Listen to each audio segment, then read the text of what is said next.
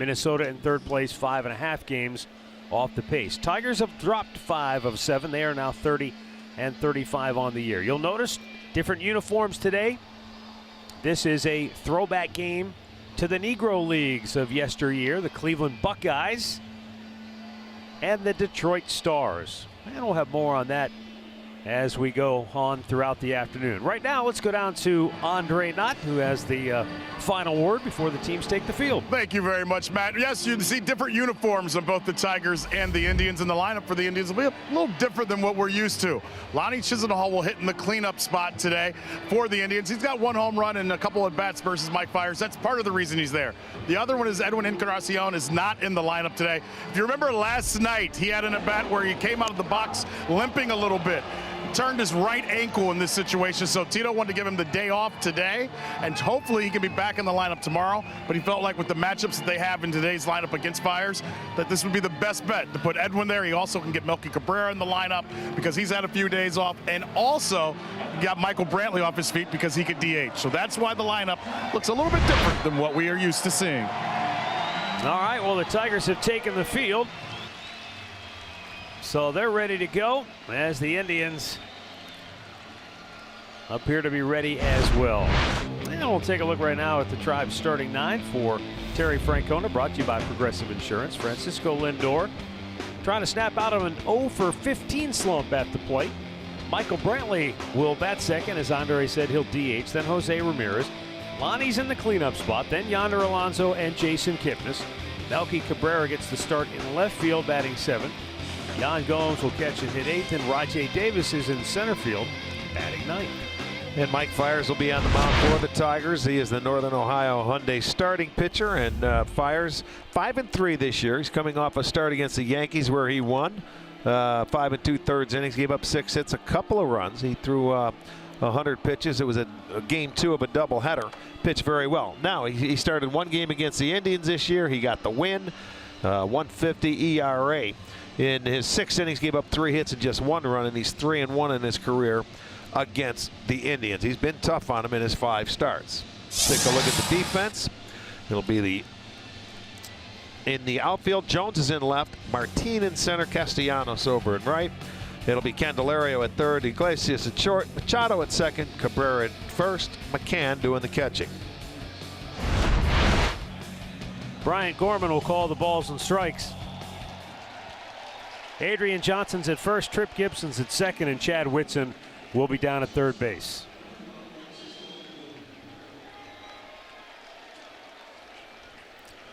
Fiers not an overpowering guy, you know, maybe about 90.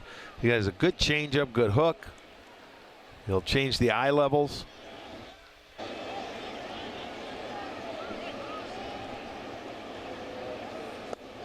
First pitch is a called strike.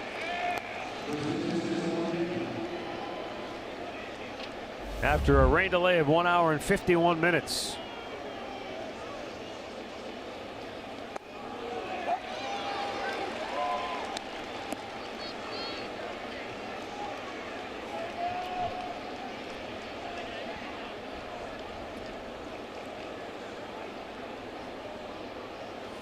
Lindor pops it foul down the left side and out of play. 67 degrees at game time.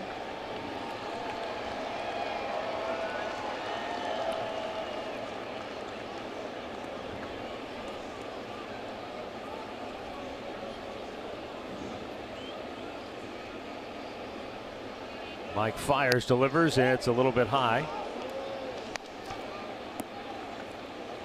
That's where he teases you when you get to 2 strikes, is about a little above the belt, tries to get you to chase the fastball where it's tough to put it in play, even though he doesn't throw that hard. And that's outside 2-2.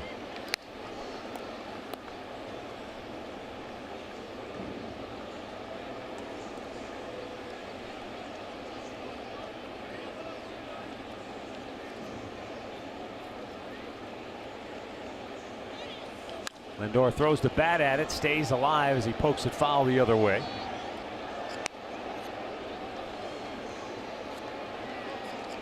And that's sort of the approach I guess you have to have as a hitter. You want to wait back and just try to spoil pitches because you know he's not going to try to challenge you. Yeah, Unless it makes a mistake. You can sit off speed on him. You're going to get a changeup or a curveball, maybe foul off his fastball at times. Pulled right into the mitt of Cabrera, 1 down.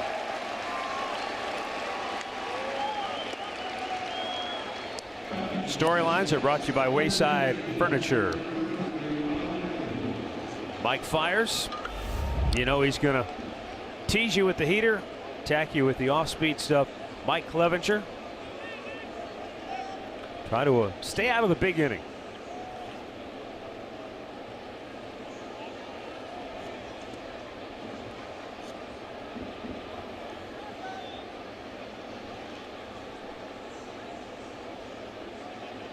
Michael Brantley misses, up and away, ball 1.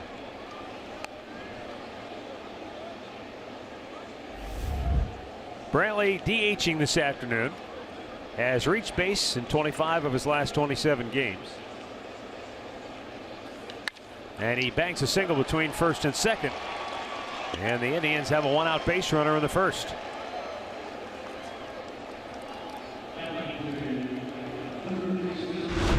Michael picks on a changeup here that he elevated. Take a look on our Nissan pitch tracker and he finds the hole. That's an easy pitch to pull right there. And he gets a base hit.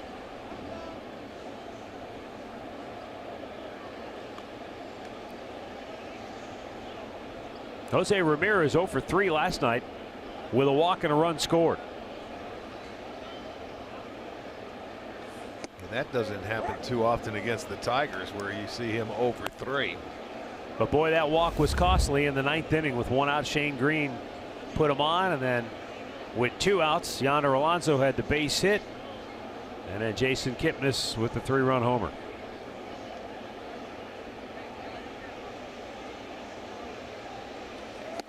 Yeah, before that walk, though, he hit one out of the ballpark foul. Before he walked him on a 2-2 pitch. Then he ended up getting the walk a couple pitches later.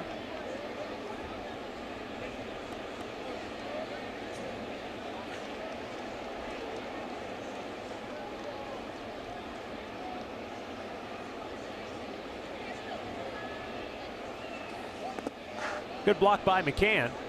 1 ball, 2 strikes.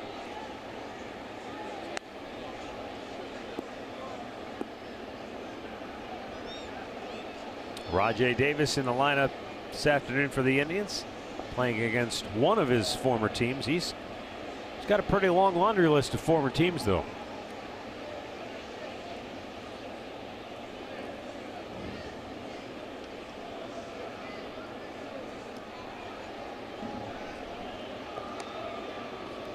Michael Brantley has stolen 2. He's been caught a couple of times this year as well.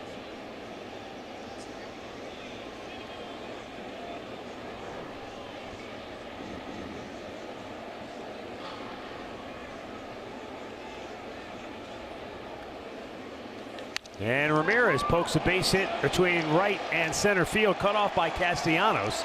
He'll hold Ramirez to a long single. Brantley makes it to third. Indians at the corners with 1 out in the first. Thought it might have had a chance to plug the gap in right center field, but it did not. It checks up and Castellanos cut it off. But Michael able to make it to third base. And you know, as he always does, Ramirez takes off out of that batter's box thinking double. So it's first and third and set up now for Chisenhall.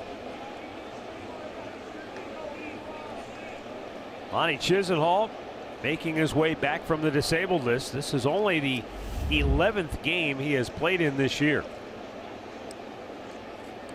But Tito plugging him into that cleanup spot today.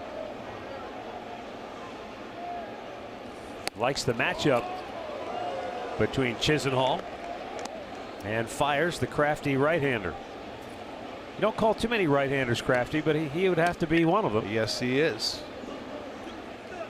I mean, he knows how to pitch. He takes you off. He uses all 4 quadrants, up, down, in, and out. Changes eye levels, changes speeds very well. Chopped to second, could be 2. There's 1. Double play. So a rally fizzles in the first. The Tigers are coming to bat when we come back.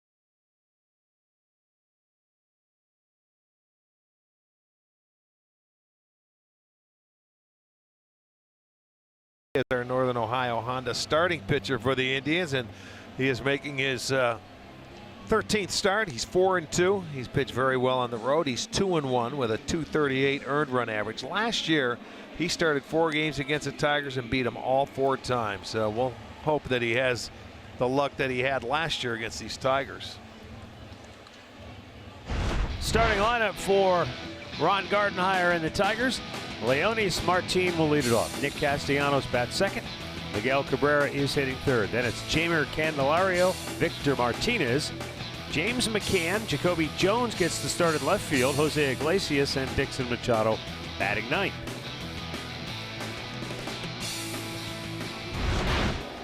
Martin, 2 for 4 last night, a stolen base and a run scored.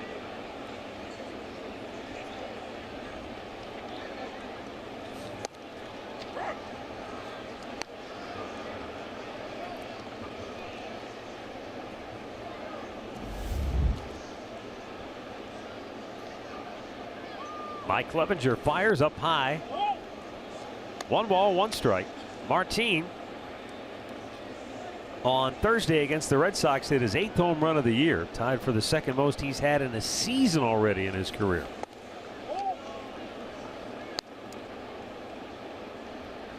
Only better year for him offensively in terms of the home run ball came in 2016 when he had 15 homers with Seattle.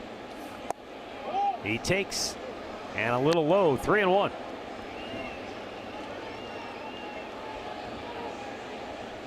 Martin has picked up a hit in 3 straight games for Detroit, going 5 for his last 12 at the plate. In a good spot here with a 3-1 count. And a fastball ripped right back to the screen, full count. Mike Clevenger coming off a start the last time out against Minnesota. He did not factor into decision, but he surrendered 4 runs on 7 hits, a couple home runs, 3 walks, 3 strikeouts over 6 innings. He walks the leadoff man.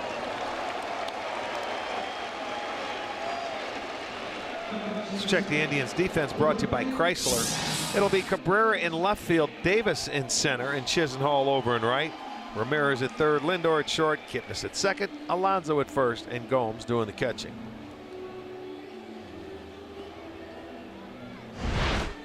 Nick Castellanos the batter.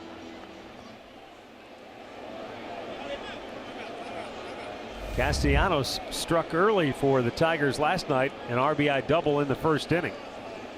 And that got the Tigers the early lead, but it would be the only run they scored in the game. He'll bat here with Martin at first after the leadoff walk.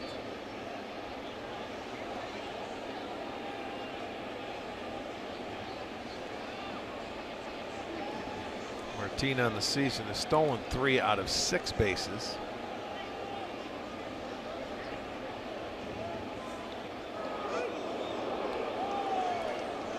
Awfully close over there on that throw to first. You know, a lot of guys really don't realize how quick Clevenger's feet are. And you know what? And he throws over there one time, and then they realize, man, I better either shorten it up or be ready, because he will come over there, and he is very quick to first base. Martin not a real burner. He's stolen 3. He's been caught 3 times.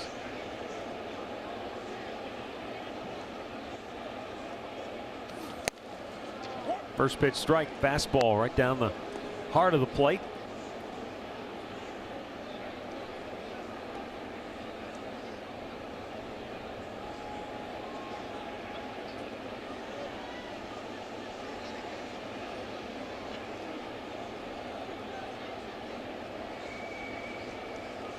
Runner goes, swing and a miss, throw to second. The throw almost hit Clevenger. Sure did. Well, you know, he really didn't have a lot of time. Gomes didn't, as far as trying to throw, because he had a very good jump. But watch Clevenger get down. This ball almost gets him in the back, and it was a breaking ball. And boy, if he was right there on target, he would have been hit in the back. So Martin gets his 4th stolen base. 0-2 the count on Castellanos.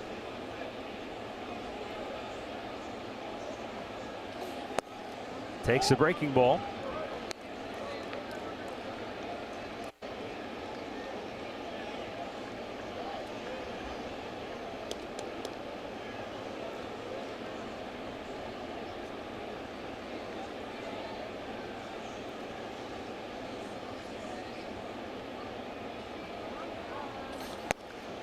Carl Willis felt that Clevenger showed some maturity in his last start in that he maybe didn't have his best stuff, got knocked around early, but so bobbed and weaved and pitched 6 innings, over 100 pitches, gave up just the 4 runs on 7 hits, but he kept his team in the game.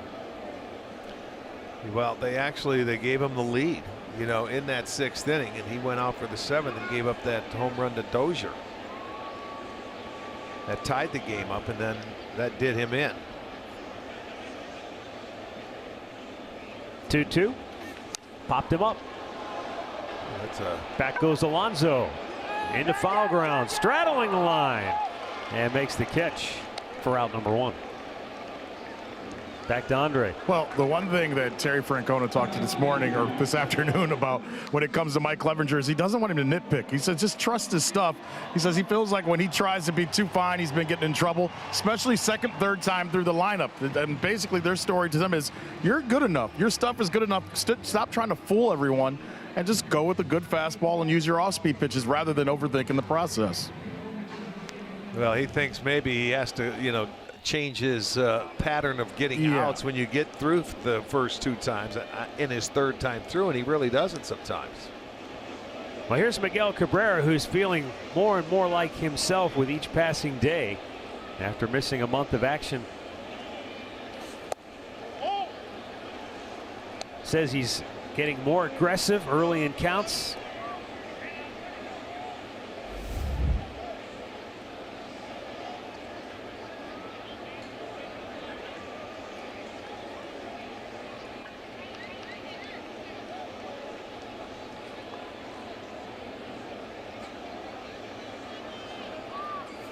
That's in off the plate.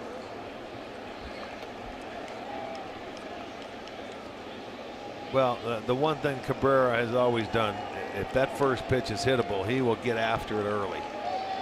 It doesn't matter because he'll sit breaking ball. He has a really good idea what or how pitchers are going to try to get him out. He was the Tigers Player of the Month in April, but then suffered the groin injury that knocked him out for almost all of May.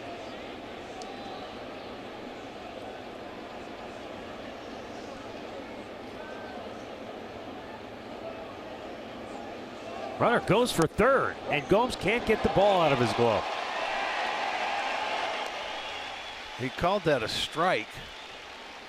And in the transfer, here you go. You got to keep him close at second base. And again, it comes in the transfer by one of the Indians catchers. They've had a hard time making the transfer, getting it out of the glove. So another stolen base. 3-1 pitch is low. Second walk of the inning.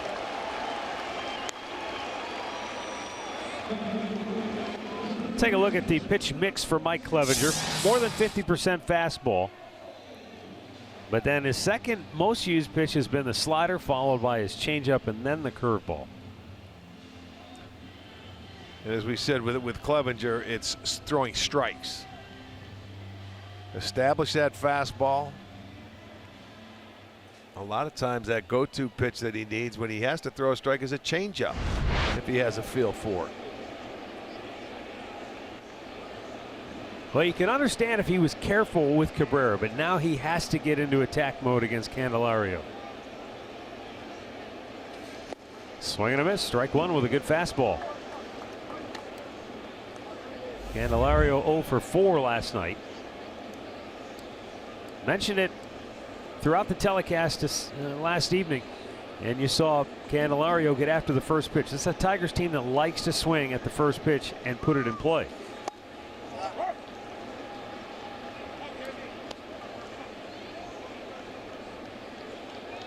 Well, both these teams, you also mentioned last night, that had they have had success at putting that first pitch in play. Indians number 1, Tigers number 3 in terms of batting average on the first pitch. 0-2 offering. Swung on and missed. Clevenger got nasty, and on 3 pitches strikes out Candelario, 2 down. Well, you're going to see nothing but fastballs here. Now let's check the sequence. And he changed a little eye level. There's the fastball away to get ahead. Comes back with a low dart, and then he's going to elevate it and get the strikeout. Didn't mess around there, and what did he do? Fastball. Fastballs. Establish that fastball. Now Victor Martinez. 1 for 4 last night. That's his only hit in his last 15 at bats.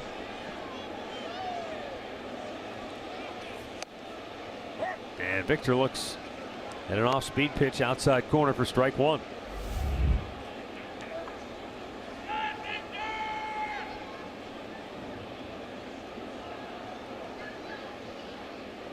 Leonis Martin at third, Miguel Cabrera at first, 2 gone in the first. And the 0-1 is fouled out of play down the left side. 0-2 the count. Yeah, after the walk, it's nothing but strikes now. Something kicked into gear.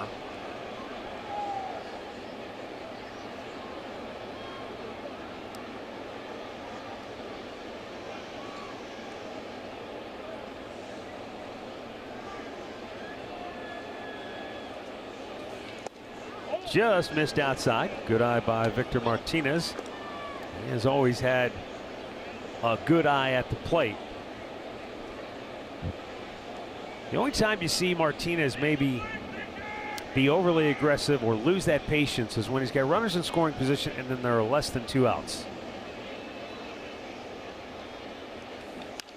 But he lines this one the other way into left field, and the 2-out RBI single gives Detroit a 1-0 lead.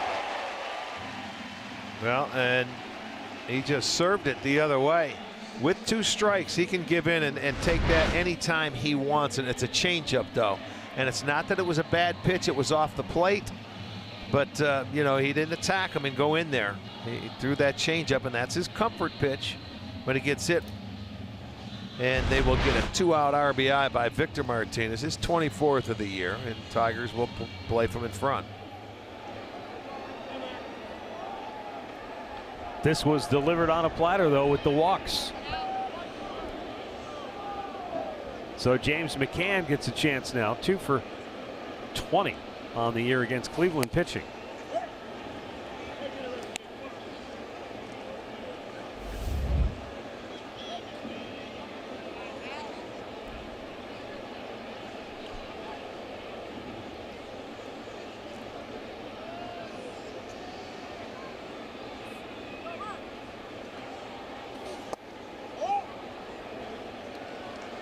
One ball, 1 strike.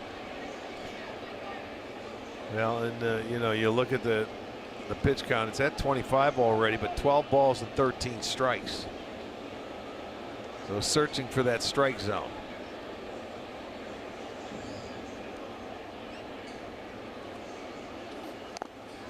Glanced off the bat to 1 ball, 2 strikes.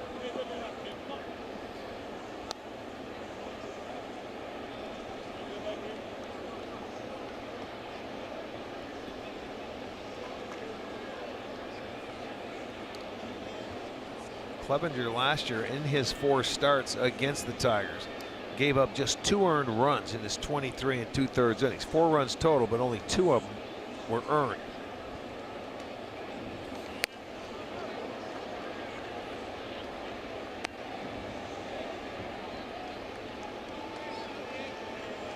Struggling with his command here at the outset.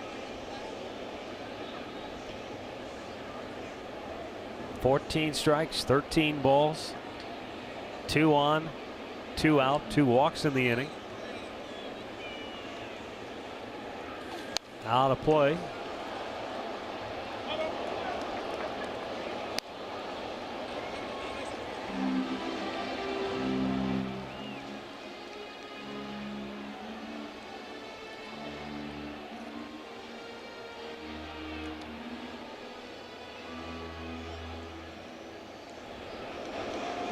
game was just about 2 hours delayed getting underway because of the rain.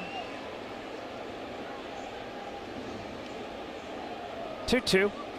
Popped him up. Foul. Let's see. Gomes to the screen. No.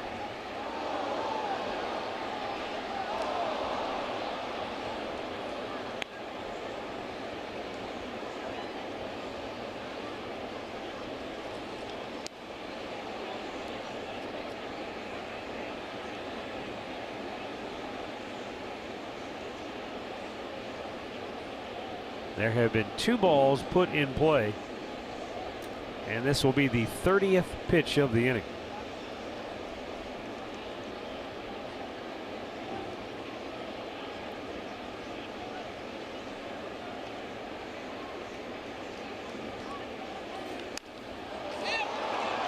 Center field, Rajai Davis. Inning over. Tigers get a run on a hit to left. 1-0 Detroit after an inning.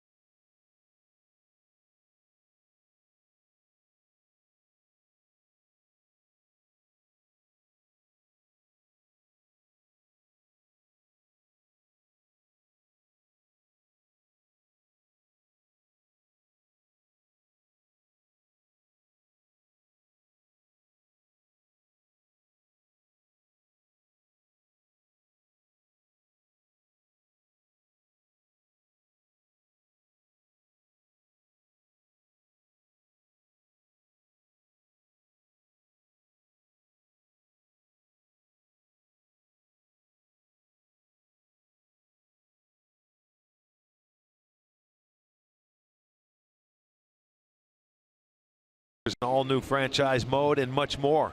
RBI Baseball is available now. Learn more at RBIGame.com. Rated E for everyone. Indians down 1-0 second inning. Yonder Alonso will lead it off. Then Jason Kipnis and Melky Cabrera.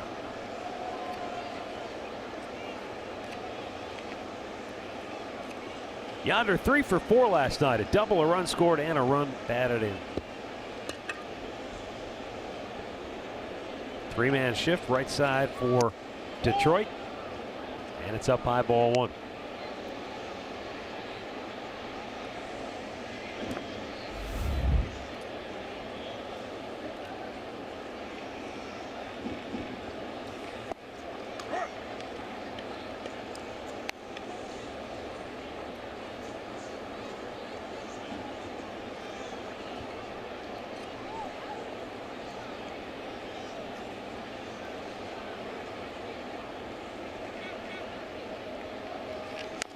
Yonder pulls it foul.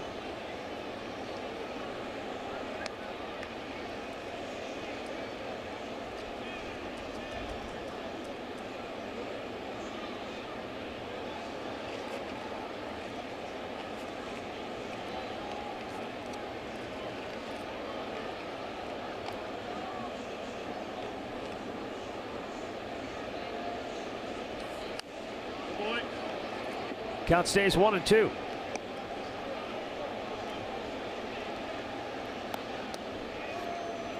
Jason Kipnis waits on deck. Melky Cabrera will follow.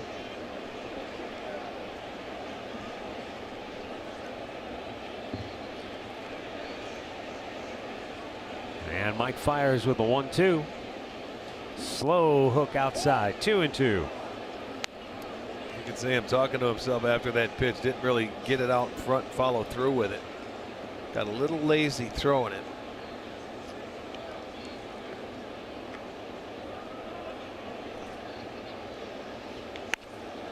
Another slow breaking ball. Miguel Cabrera has trouble with it, but Fires is there to take the feed. 1 down.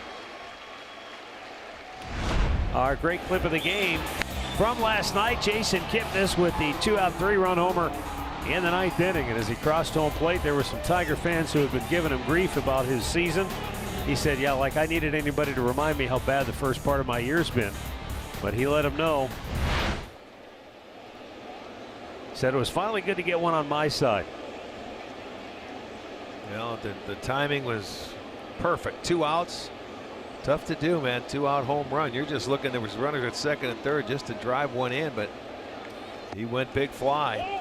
Well, he said after the game, you know, I was just watching the way Shane Green was spinning it, was cutting it, and you know, you go up there, you pay attention, Arch, you know, you have an idea, you've got a plan. He went up looking for something off speed and he crushed it. Yeah, he got it, and Green made a poor pitch right in his zone, and he did not miss it. Now the 2-0 upstairs. Trevor Bauer was the beneficiary. Yes, he was. And he got a lot of praise. I mean, Jason Kipnis went out of his way to say, hey, we watched the way he pitched, and we knew he was pacing back and forth in the dugout. He was ready to go back out there again. The 3-0. Well, that's where if you're a starter and you can hang around long enough and you go out there and continue to pitch, your offense may, you know, score you a couple of runs every time or once in a while to get you a W. 3-1 pitch, popped him up. Foul ground. Fires, calls for it, but Cabrera says no, I'll take it. 2 away. Now, Miguel Cabrera had a lot of praise for the outing last night of Trevor Bauer. And he said, you know, he said he's got your eyes moving everywhere up there because he's pitching up, he's pitching down, he's in, he's out, he's changing speeds. I mean, he said that curveball is really effective. You get one of the game's best hitters talking you up like that, that's saying something. Well, he was very good last night. 7 hits, 12 strikeouts, and only 1 walk. Melky Cabrera back in the lineup. Been a while since we've seen him.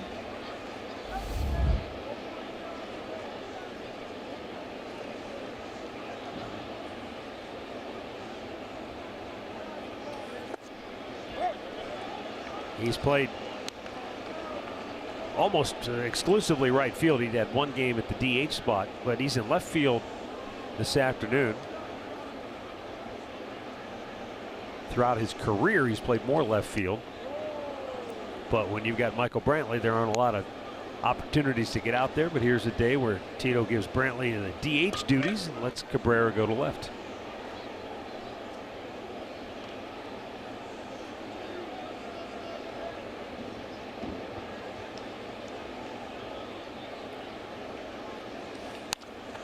Ground ball to second. And the Indians go 1-2-3. 1-0 Tigers, middle of the second.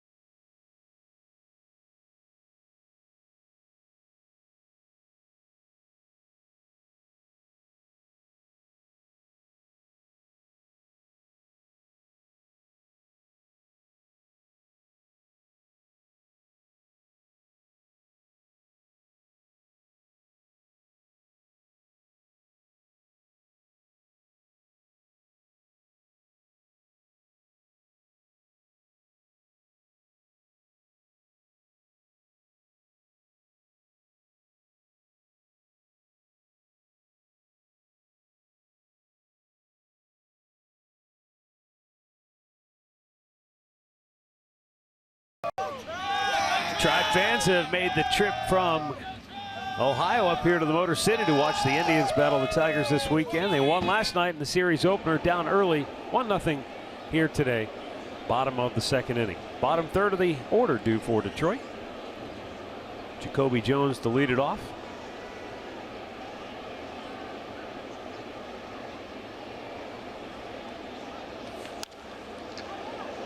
Teams wearing throwback uniforms for today's game, featuring the Negro League era Cleveland Buckeyes and the Detroit Stars. The Cleveland Buckeyes were not the first Negro League team in Cleveland. There were many teams that tried to make it. Very few did. The Buckeyes were one of the only teams that had any staying power, and they had a great season in 1945. That was the year they won the Negro League World Series.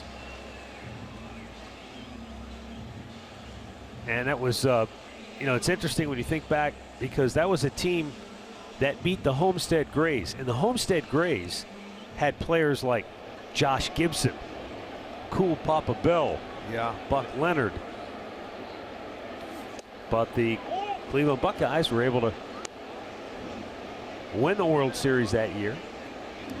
But within a few years of that, it was only 2 years later that Larry Doby made it into the American League, just after Jackie Robinson made it into the National League. So integration had slowly started to occur, and the Negro Leagues essentially were starting to decline by then.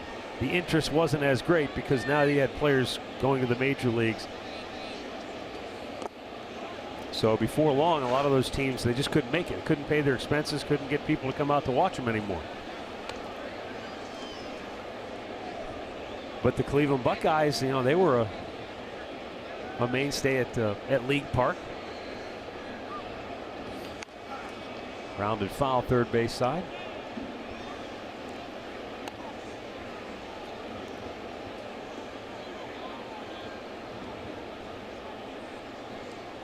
Sam Jethro was a pretty prominent Cleveland player. Well, I certainly remember the name. Ground ball to first. Alonso stumbled a bit, but able to recover. Sam Jethro in that 1945 season, Arch, he led the league batting average. He hit .394. Wow. 10 triples, 21 stolen bases, and they didn't play a schedule like Major League Baseball. They were 53-16. So that's not even half of what a regular Major League season would be. Yeah, close. Not. But still, the stats, the numbers, impressive nonetheless.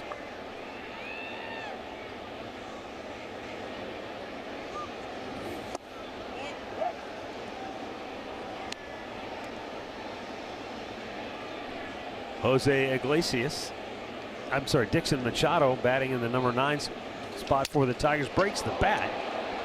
Barrel went halfway down the third baseline. He's left with nothing but the handle. He's got the nub in his hand. Look at that. That's right there. Let's see where he hits it. Right a bit off off the the end. But boy, that thing just took off, and he's got the handle in his hand. Is that unusual to you to see it break right there on a ball at the end? Yes, that is unusual. Tied him up. Good inning for Mike Clevenger. He bounces right back, and they go 1-2-3. Clevenger gets his second strikeout. 1-0 Tigers through 2.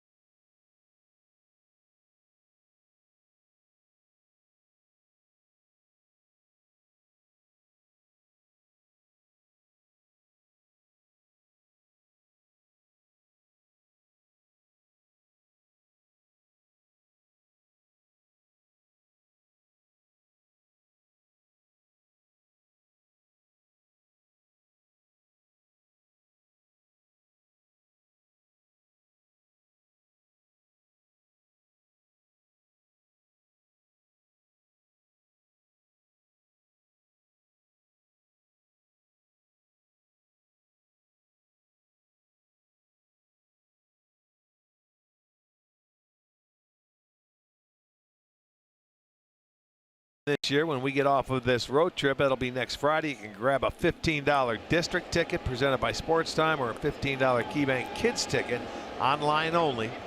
Visit Indians.com for your tickets. Yan Gomes leads off the third inning for Cleveland. High fly ball, deep left field. Jones is back, and it is gone to the bullpen. Yan Gomes with his 7th home run of the season ties the game at 1. Been waiting to see if one of these Indians hitters would be able to wait back long enough. Fires is a guy that really disrupts the hitter's timing. But boy, Gomes waited, and then unloaded. And I'll bet that pitch is down. Watch Gomes go down and golf it. You see, that's just a little bit above the knees. And that's right into his nitro zone. And he gets his 7th home run and ties the ball game at 1. It's the 13th home run allowed by Fires. Rajai Davis looks at a strike inside corner.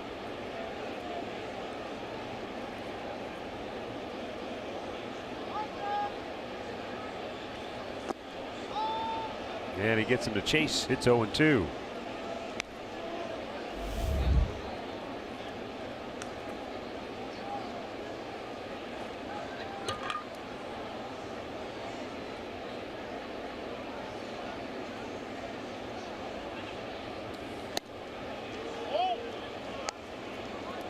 There for a while, it seemed like the Indians were doing nothing but hitting home runs.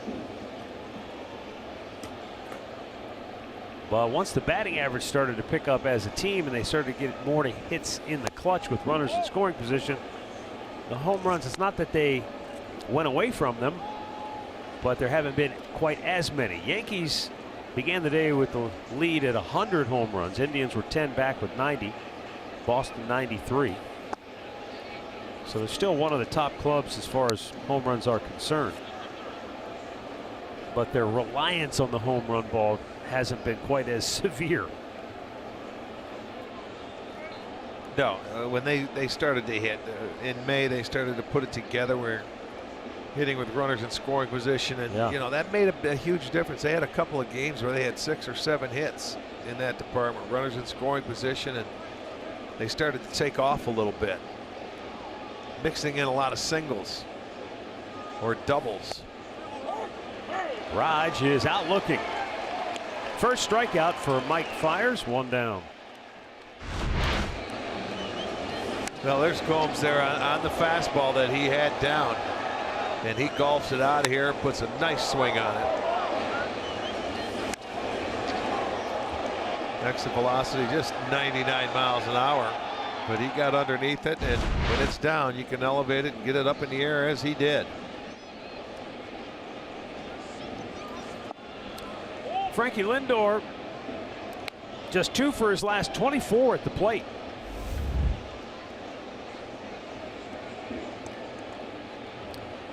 It is a game of ups and downs, peaks and valleys.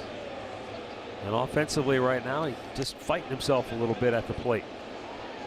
Well, that's what happens when you have he was on such a run for the month of May for the most part. You can't continue that pace for your multi-hit games, probably 4 times a week. He was on a nice roll. Then you get a little tired, your bat gets a little slower, and he'll pick it back up. 2 down. It probably doesn't take much. I mean, I'm talking about the splitting hairs, the difference between a good swing and one that's just not quite there. Well, locked in where you feel great, and you're seeing the ball great, and there's times where you go up there and you're struggling and you might be tired, you might be a little sore, who knows, you can't feel good every day. But even though when you're not hitting, like, let's say would you say 2 for 25 now, you still got to go and play defense, and he's at shortstop and he does that very well. Yan Gomes ties the game with a home run here in the third. 1-1, middle of inning number 3 in Motown.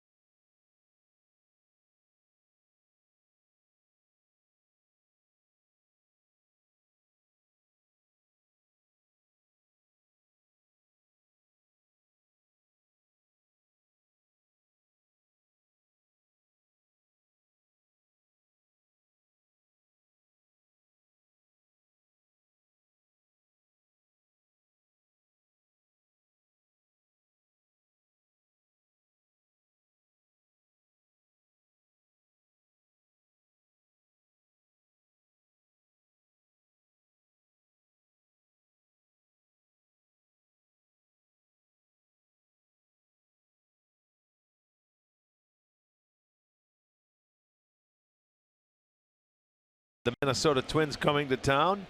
You can get to the park early and enjoy a pregame in the district. 10,000 fans will receive a plastic pint glass. That's courtesy of Cisco. And then there will be fireworks after the ball game. Go to Indians.com for your tickets. First ball swinging, Leonis Martin with a pop to center. And Rajai Davis has that one away. Our stat of the game is brought to you by Buick. Indian starting pitchers lead the majors. 27 starts of 7 innings or more. And look at that, Arch, averaging just shy of 6 2/3 innings per start.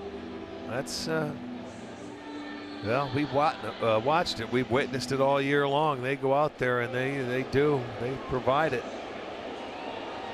and they've carried it for the most part. And that's all you can ask. You know, just keep the game close, keep it around, and see if that offense can come back. The one problem, though, that the Indians have had this year, once they get the lead at times when they can come back, they haven't been able to hold it all the time, and that stopped the momentum for them earlier in the year. Well, they're starting to turn that around and change it.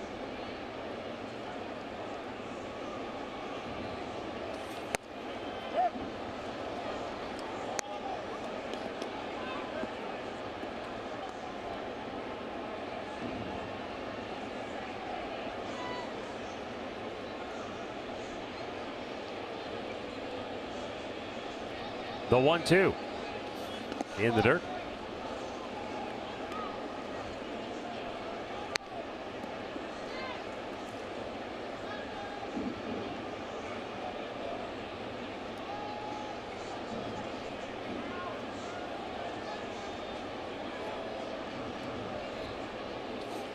Squibber, first base side, and it's going to stay foul. One of the best players in the Detroit Stars history in the Negro Leagues was a guy by the name, and I know you've heard his nickname before, Theodore Roosevelt Radcliffe, known as Double Duty Radcliffe. And he got the nickname from Damon Runyon, who was a famous writer, during the Negro League World Series one year as Castellanos goes down on strikes. In game 1 of the World Series, he caught a shutout from Satchel Paige, and in game 2, he pitched a shutout. No kidding. And Damon Runyon wrote that he was worth double the price of admission, and thus Double Duty Radcliffe was sort of born. But what a talent. And I read another story, if I can find it, that I thought you'd appreciate. He once wore, during an exhibition game he was catching, he wore a chest protector that had the words printed, "Thou shalt not steal," on it. Beautiful. Good inning for Mike Clevenger. The Tigers are retired in order.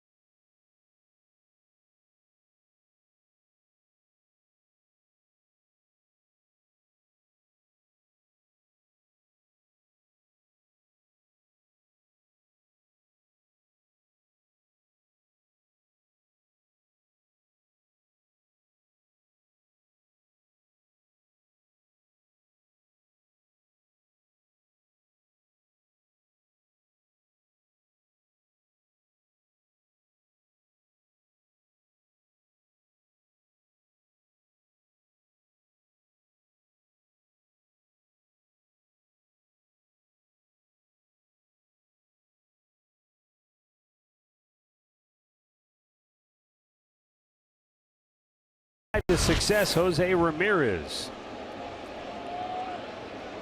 38 extra base hits, #1 in the American League.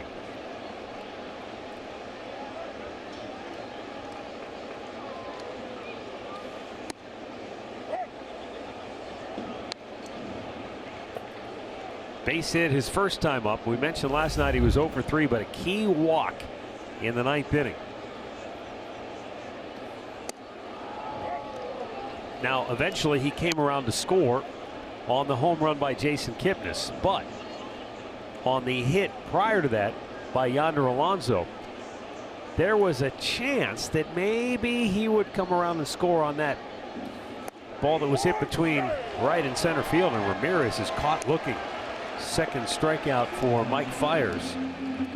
And at one point, we weren't sure if Mike Sarbaugh was going to run out and tackle him as he came around third base. Let's go down to Andre, who has more on We that. could call Sarby double duty Sarbs because he had to go through it last night. And I talked to him about this today. And he said when the ball was coming around, he wanted to get Yonder to second, but he also wanted Hosey to come through strong through third. He was waving him in, but then when he went to change his mind, he slipped and fell and almost had to tackle him. What he was truly doing, if the ball was thrown to the cutoff man and it skipped past him, or if it hit the ground first, he was going to send him home. But if the throw hit the cutoff, he wanted to stop Hosey. He wanted Hosey to go through the bag hard, and he knew if it was caught, he would be able to stop him.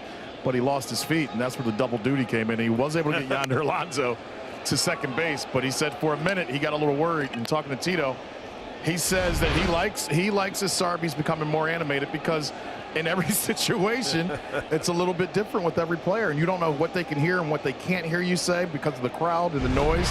So he tries to get a little deeper, but his feet didn't agree with him. Double duty Sarby. Well, you know why he slipped? He had those, like, they're almost like running shoes or sneakers on. All right. He didn't have the cleats. Coaches like don't wear players do. cleats. No, I know that. But I mean, that's something. But he usually likes, like I said, he likes to get a little bit deeper when a guy's coming around third. But he says after Yonder did what he did earlier, he had to take care of Yonder too and make sure he didn't run over a bag as well. Hey, he might need to invest in some spikes. You might, after seeing that, he might. Might need a better toe hold down there at third.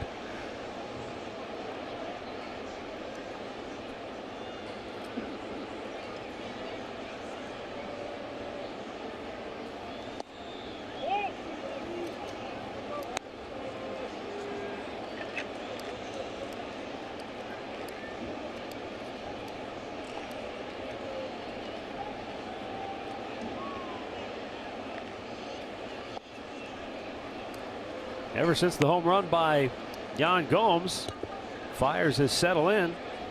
5 in a row retired.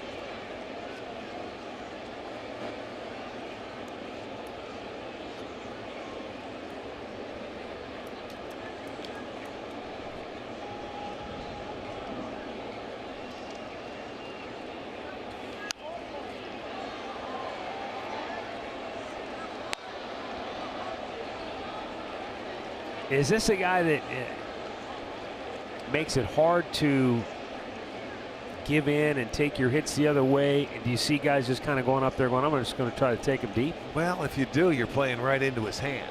You know, this is a guy, hey, Mike Fiers, he's pitched a no-hitter when he was with Houston back in 2015. Is that one in play or out of play? So. No, okay, that's out of play. You know, against the Dodgers. It was 11th no-hitter in Astros history. He just, you know, he never gives in. He changes speeds. You have to be patient with him. But the more you try to do, the more you try and get greedy instead of taking your hits the other way, then yes, you're playing right into his hand. You see, you can foul off his fastball, I think, a lot of times, and you may get that changeup and break a ball to hit. If hitters can, you know, and a lot of young hitters can't say, I'm going to sit on an off-speed pitch. Well, it's almost like, Rick, it looks like it's coming so slow that you're like, oh, I'm going to hit this 10 miles. Well, yeah, but you don't hit it 10 miles. Just put a nice short swing on it. Because the bigger the swing is, then the tougher it is to hit. Swung on and missed. Mike Fiers settling in. 6 straight retired by the Tigers right-hander. 1-1, middle of the 4th.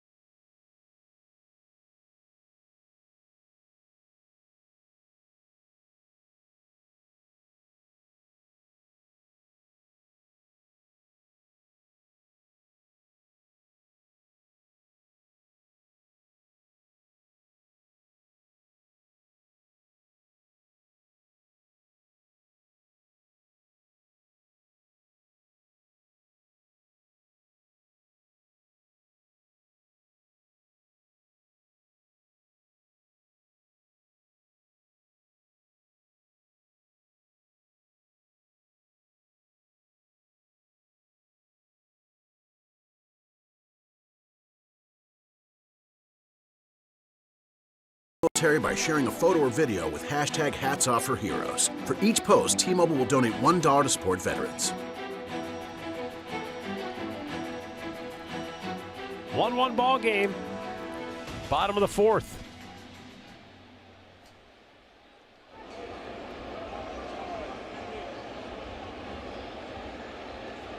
Jamer Candelario. Oh my goodness. How long do you think it took him to paint that face? I'm kind of thinking he paid somebody to do it here at the ballpark. Oh, they do it here, huh? I think so. Okay.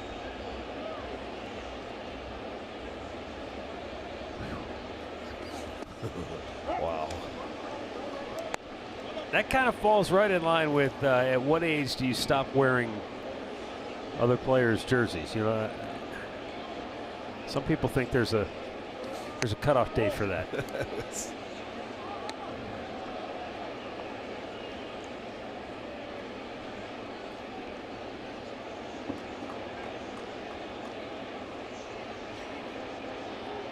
Well, the first time we were here 3 weeks ago, and they had their bark in the park, and there were a couple, I think, Maltese dogs that they had the orange and black on them. They looked like little tigers. I mean, and we showed that at the time. Yeah, and that was cute.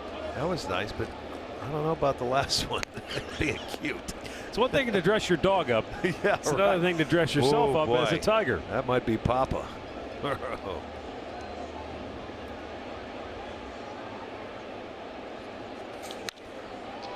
Fly ball to center. Rajai Davis says, "I'll take it."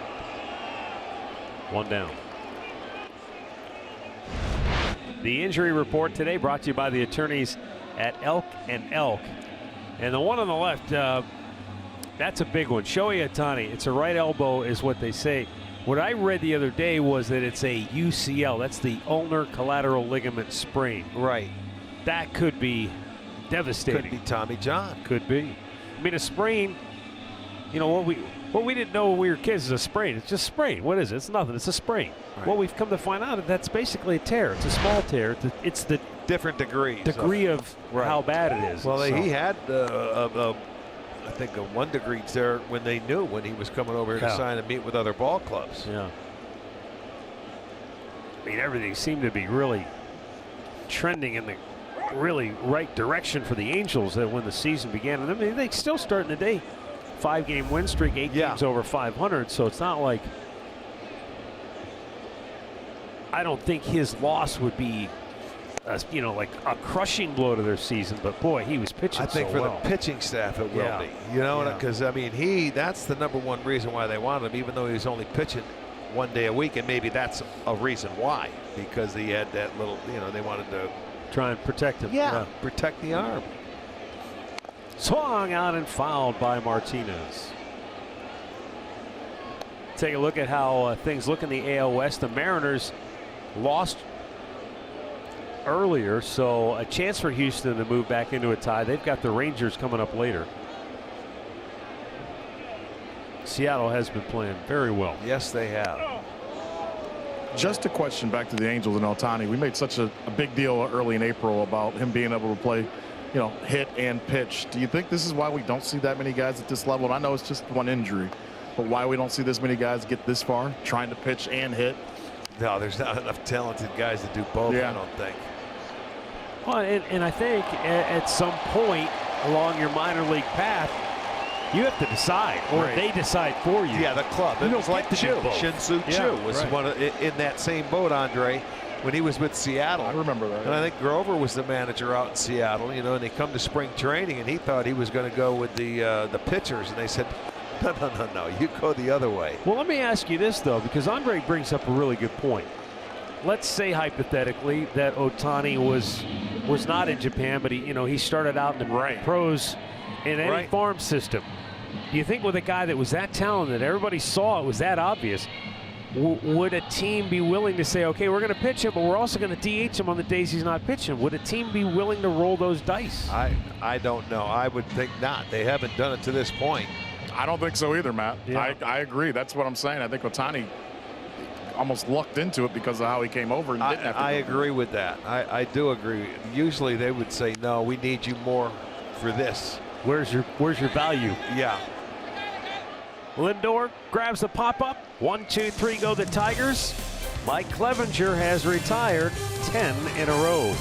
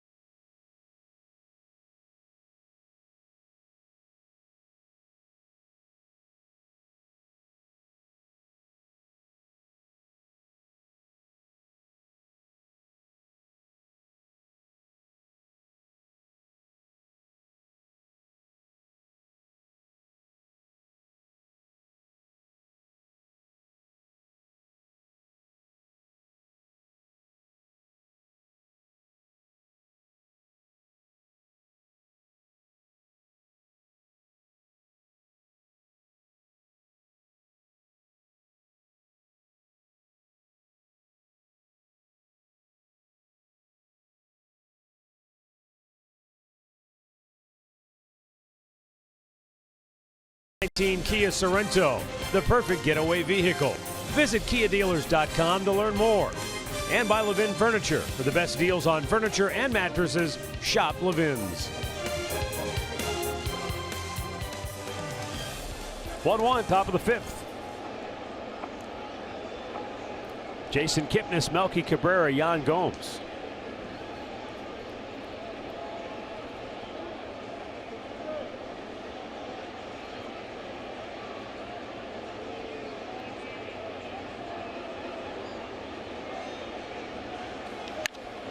Driven to center and deep. Martin back, still going back. Makes the over-the-shoulder catch just shy of the wall in center field. And Jason Kipnis will have to turn and head back to the dugout. And that's something that reminds me of what Trevor Bauer said after the game last night. You know, Kipnis hit the home run to the big part of the yard last night. And Bauer said, you know, earlier in the year, that ball's probably caught where the guy climbs halfway up the wall and robs him. And there's another example of some of the tough luck that Jason Kipnis has dealt with this year. This is the one ballpark that you cannot hit it to straightaway center because it's rare is it going to get over the fence unless, I mean, you really kill it. He hit that ball very well, and that's where the center fielder makes his money in this ballpark. If you, as a pitcher, and Fires is a fly ball pitcher, if you use that big part of the ballpark, you'll get a lot of outs out there. Here's a caveat to that. Terry Francona wants Kipnis to keep swinging the bat that way, though, and not let that bother him. Right. He says his average would be a little bit better if he would just get past when that happens and don't get down about it. He took a good swing. It's a home run in most ballparks. Move on. Yeah. He said there was only one guy he's ever managed or been around in baseball. You know how we had that conversation about guys being happy with making it loud outs? Yeah. Bloop to left. That's going to drop for Melky Cabrera. And you always tell Matt and I that nobody cares if you can make a loud out. He said you just want to get hits, right? I was talking to Tito about that. He said there's only one guy he's ever been around that could deal with making loud outs, and he said that was Manny Ramirez. Yeah. He goes, because he was good enough or crazy enough to know that he was going to get 2 hits anyway, one way or the other, and it didn't bother him. He says everybody else, it bothers when you don't get a hit, but he needs Kipnis to turn away and not think about it at this point in time. Yeah, that's right. Just give me a hit. When you're a 300 hitter, though, they seem to come more often. The only guy I can think of, at least from the Indians, that can hit him out there where Jason Kipnis just did, it was Jim Thome. Because he'd hit him out there and they'd land in the second level of the bushes. One time he hit one, it landed on top of the camera platform. Yeah. You think about how far away that is. That is an absolute blast to hit one that far to center field here. Well, we talked about how this park played before those bullpens were there, 25 feet longer in left field. You know, the bullpens were somewhere else. They weren't there. And this park played so big from right center all the way into left field.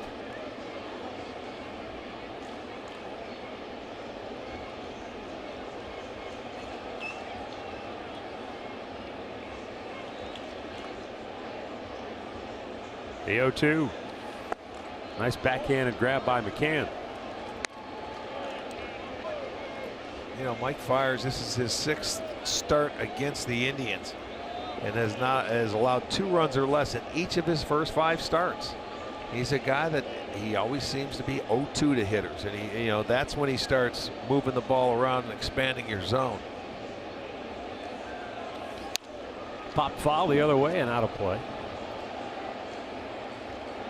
This year, left-handers hitting 272 off him, right-handers hitting 286.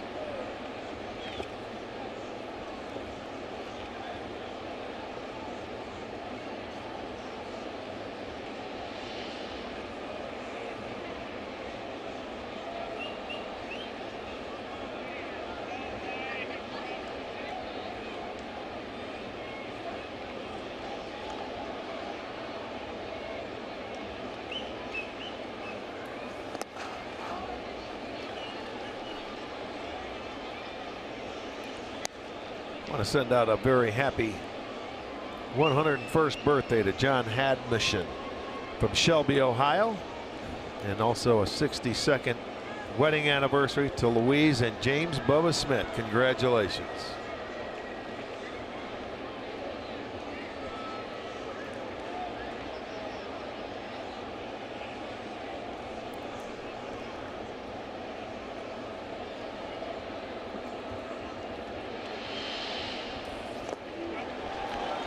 Jan Gomes goes fishing, comes up empty. 4th strikeout for Mike Fiers. 2 down on the inning. Mid-game summary brought to you by your Toyota dealers. Victor Martinez with an opposite field 2-out RBI single in the first to give Detroit a 1-0 lead until Jan Gomes homered the left, leading off the 3rd, and that is all the scoring so far. Much like last night's game. Detroit scored in the first. The Indians tied it. And then it was late in the game, 9th inning. Fouled by Rajai Davis, hit it off his foot.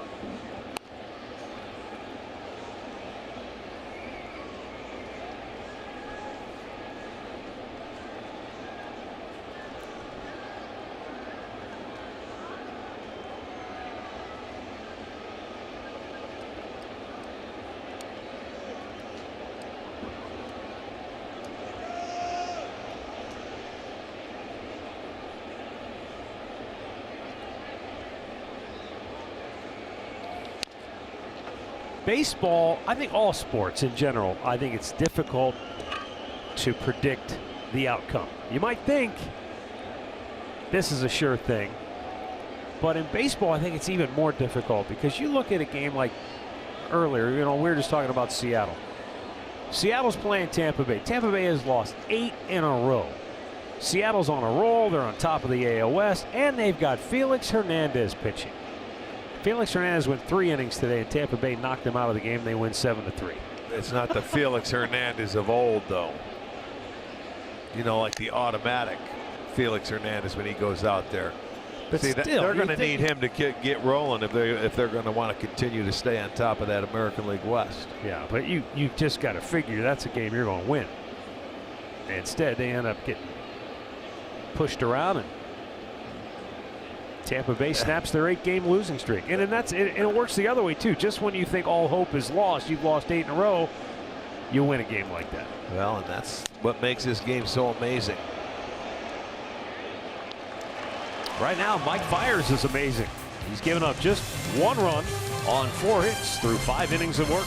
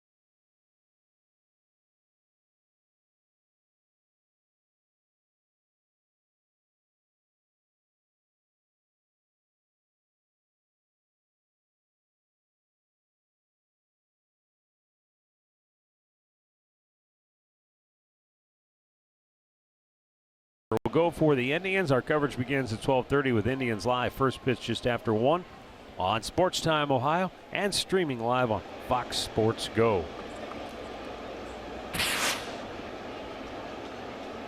Jacoby Jones takes a pitch down low.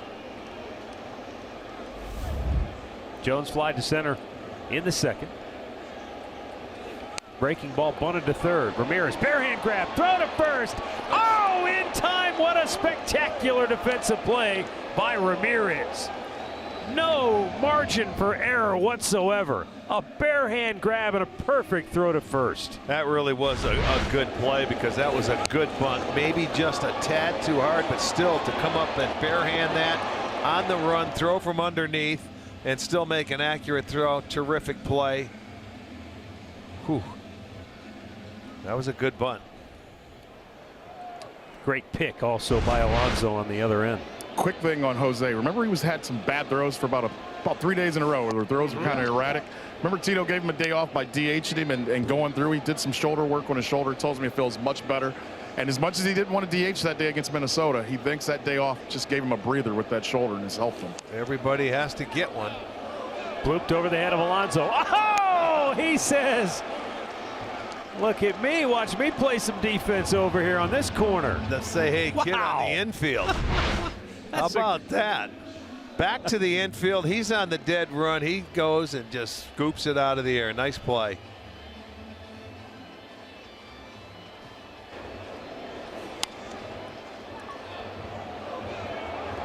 And boy, that would have been a fair ball too. That would have been a base knock. So it was really a good play. Took a hit away from Iglesias.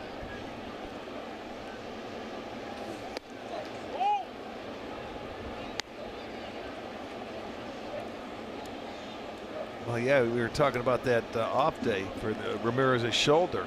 The same thing is said for Lindor too. When they gave him the off day, what did he do? Came back the next day and hit two homers and 2 doubles. 13 in a row retired by Mike Clevenger. 1-1 through 5 in Motown.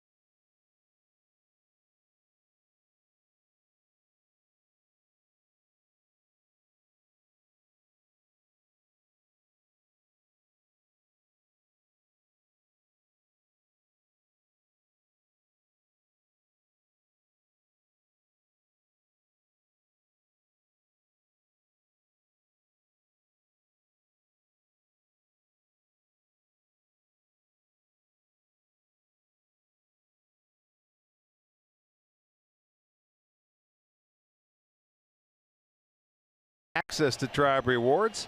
Today's Tribe Rewards code is SKIPPER. Visit Indians.com for complete details.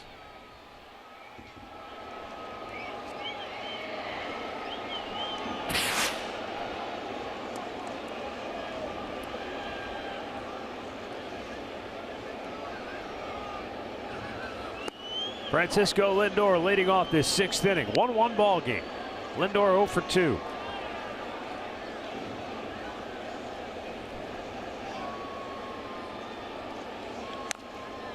Pulls it foul.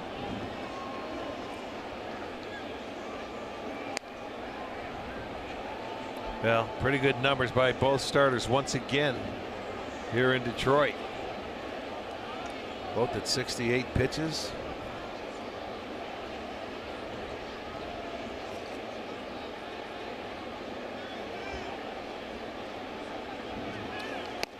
a bit too high, and 1 ball, 2 strikes.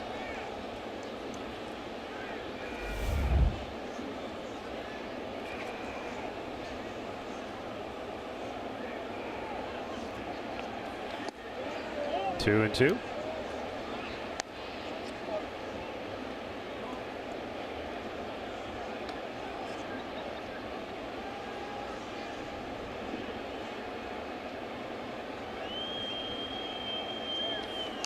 Foul right back.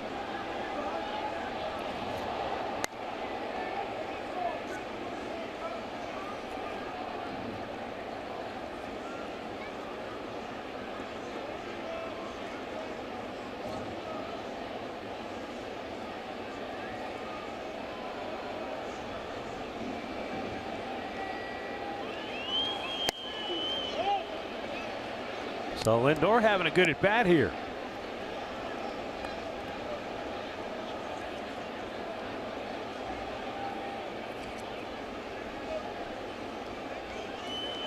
Oh, and it ends with a swing at a pitch way out of the zone. 5th strikeout now for Fiers.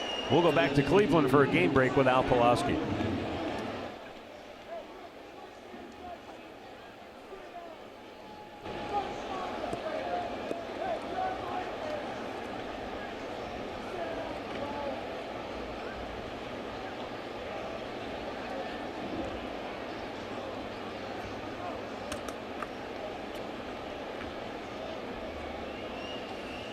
Thanks, Al.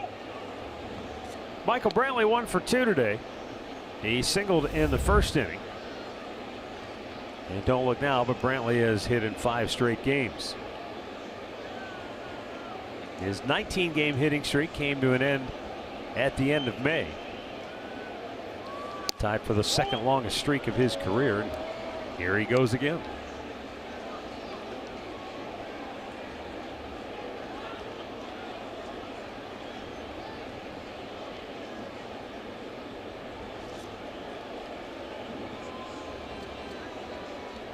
The 2-0. Brantley's the one player, though, you could almost remove the word streak from the vocabulary when you talk about him, because he's really not streaking. He's just, that's what he does. He's consistent. He's yeah, I mean, you know, he rarely does he go 2 games without a hit. You know, we say that a number of times. You know, that's his worst slump, is maybe 2 games in a row, and then it's back to getting base hits.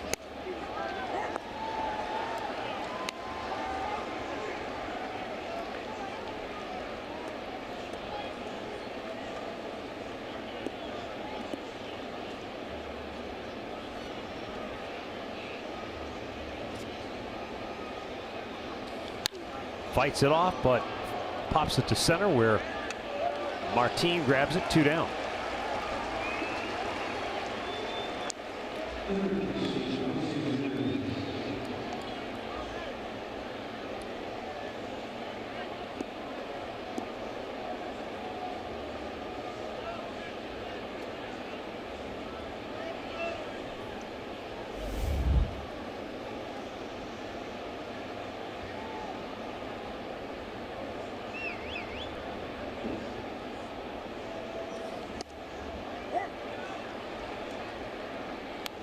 Just to get me over changeup right there to get ahead in the count, and that's what Mike Fiers will do. He's very good at strike 1 and getting ahead of the hitters.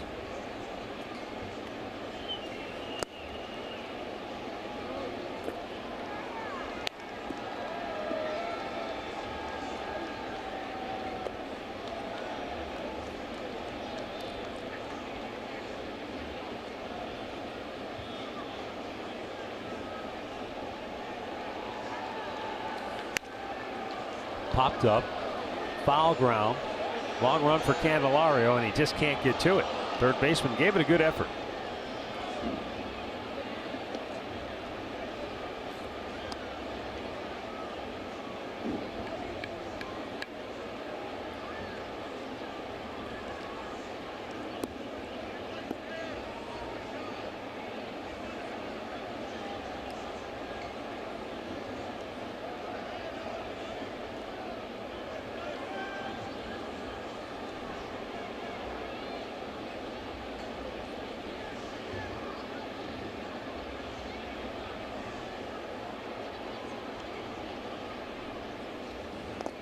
Did he go? He did, says home plate umpire Brian Gorman. And a rare 2-strikeout game for Jose Ramirez. A half dozen Ks for Fires. The Indians go in order. We're still tied at 1.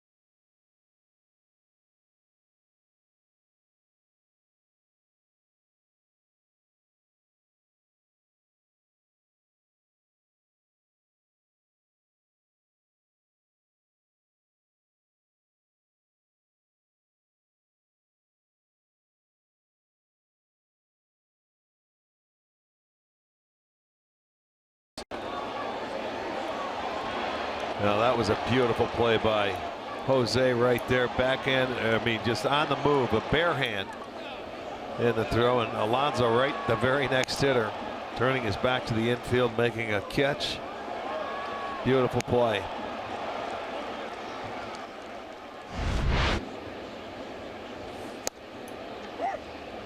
Top of the order, Leonis Martin. He walked, stole a couple of bases, and scored the only run of this game for the Tigers in the first inning. So far, it's very similar to last night. He scored their only run of the game in the first inning. Right. And they never scored again last night.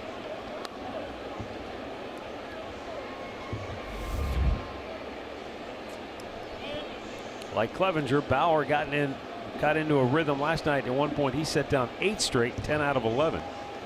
But he ended up the night with 12 strikeouts. This is foul and just out of play on the left side.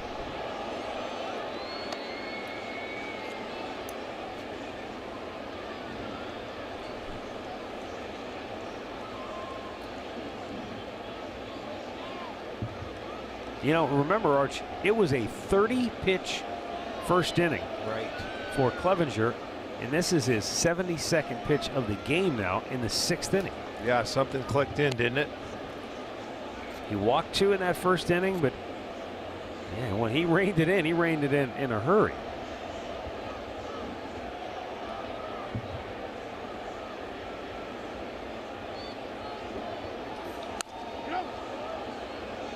Well, he came back after the 2 walks and didn't mess around when he had Candelario, where they had a chance to score first and third. He went 3 straight heaters. Fastballs, up, down, up.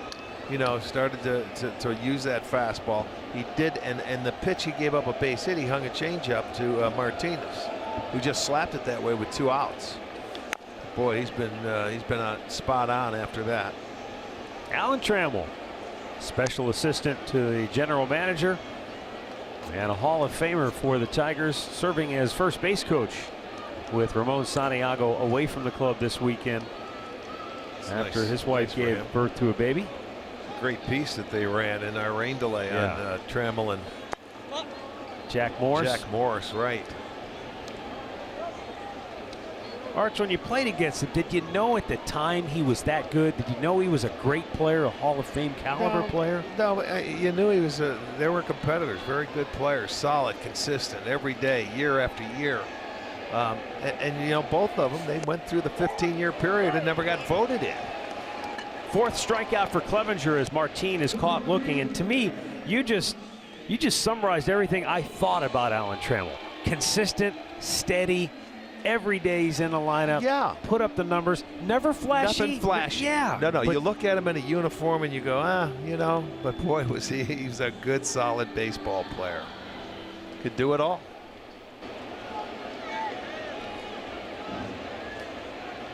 And Morris, on the other hand, a great. Oh, what a leaping grab by Lindor. And Mike Clevenger throws his hands to the heavens. Wow. Well, he might not be hitting, but you still have to do that. And that was timed beautifully. That'll make you feel good, even though I know he didn't feel good at his last at-bat. But that catch does, because now you feel a part of it. You see that? Now he's smiling. You get that smile back on your face. Well, he steals a hit away from Cabrera. I'm not hitting, so I'm not going to give any up. And you can see Clevenger thrilled about it.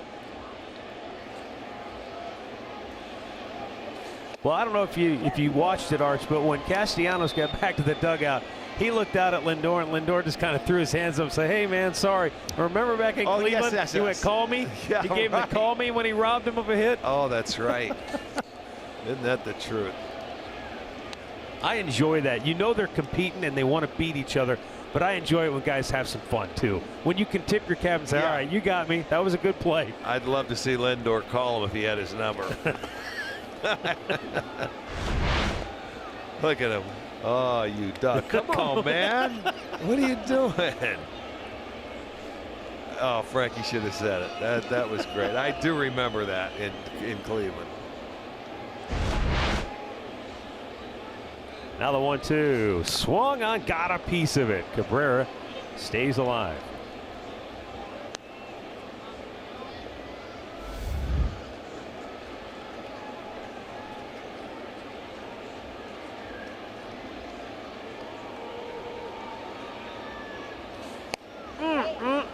Fastball, and it looked like it was good enough to be called.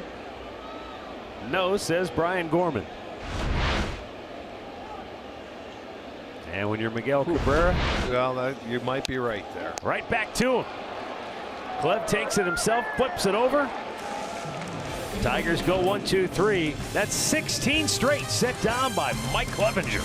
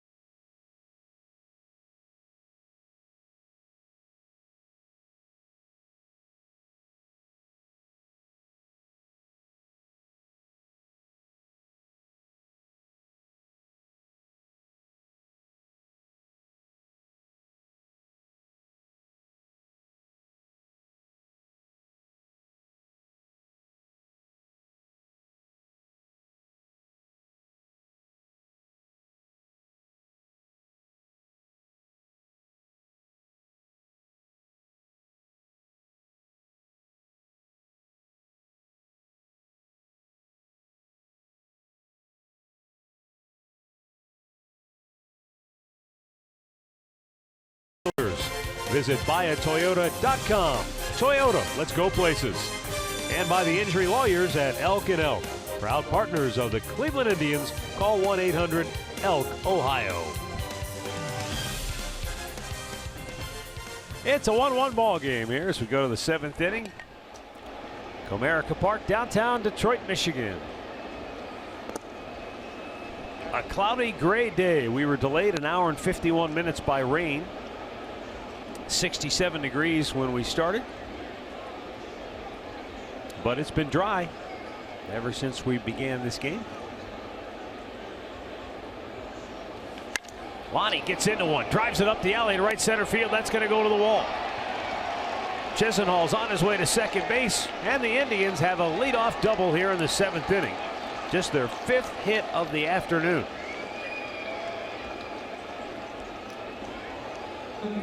Well, he got on an 88-mile-an-hour fastball and plugs the gap. It was down right there about belt. He wanted maybe elevated a little bit more, but it gets to the wall. He'll get his 2nd double, and now nice opportunity, a leadoff double. Get him over, get him in. That'll be the job for Yonder Alonso here, who is 0 for 2. Tigers will shift 3 to the right side of the infield.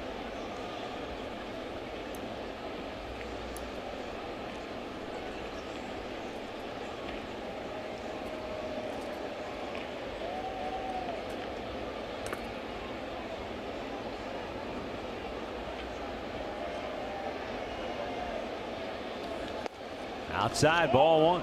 Yeah, that fastball, he's going to want it away so he can't pull it and try and get that job done. And if he throws him that slow breaking ball or changeup, you would think they have to be really down, where he may go for swing and misses.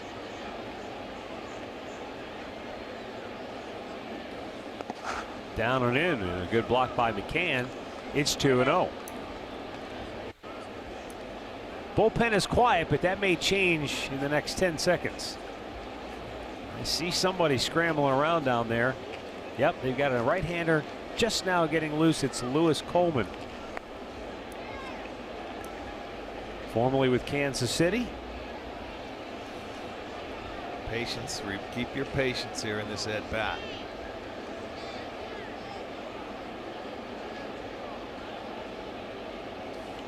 Up and away, 3-0.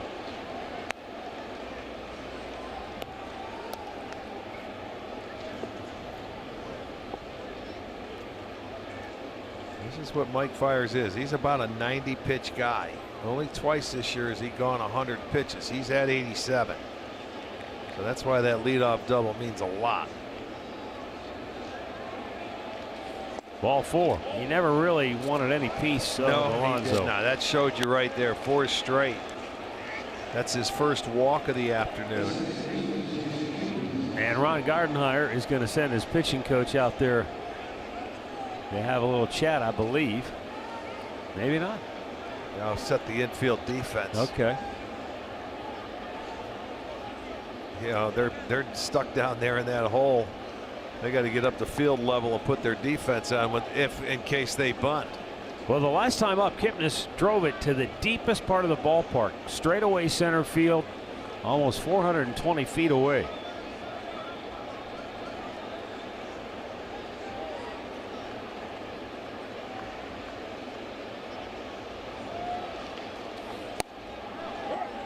And he takes a pitch inside corner for a strike.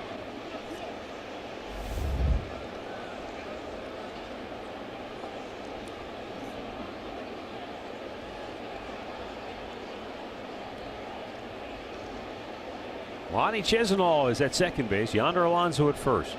1-1 game, 7th inning.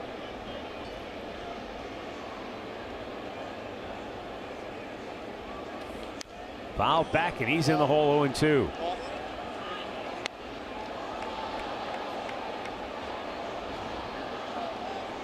So Kipnis took a borderline pitch, got called a strike on the inside corner. That time maybe chased helped him one. out. Yeah, he did. He went out of the zone on that one. He sure did. Now he's got a battle. Down 0-2.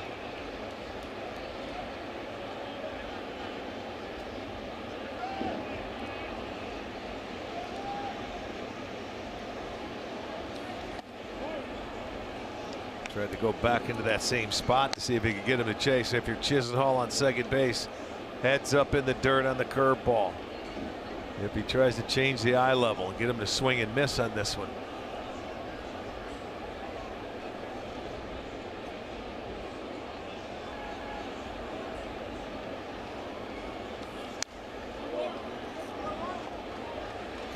Stays 1-2.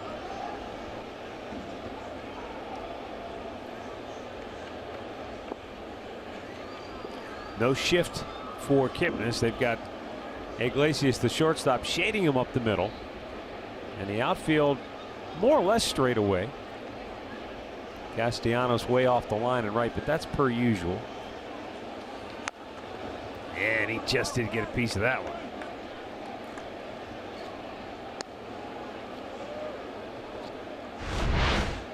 This is what he's going. That's where you're going to see that curveball. You know, trying to get you to swing and miss at it. That one, maybe he wanted it down a little bit more, but you can see he just barely got a piece to stay alive.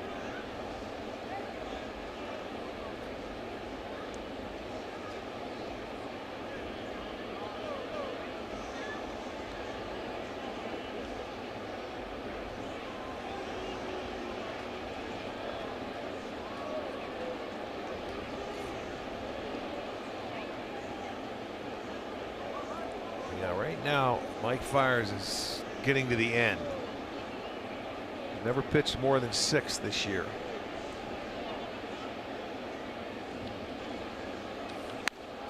Pop back, and this will get out of play.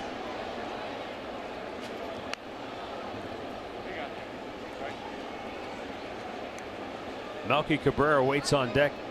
Then he got back-to-back right-handed hitters. So Coleman, the right-hander up in the bullpen, appears to be ready if needed. So this might be the last hitter of the afternoon for Fiers.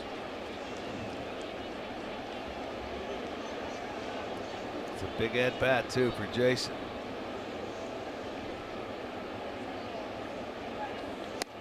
Struck him out.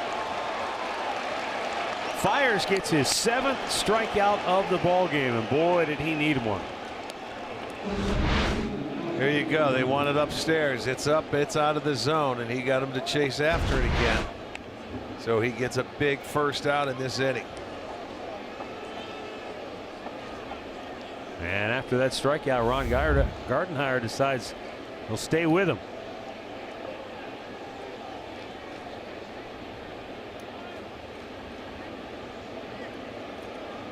Melky Cabrera 1 for 2. He dumped a single into left field his last time up.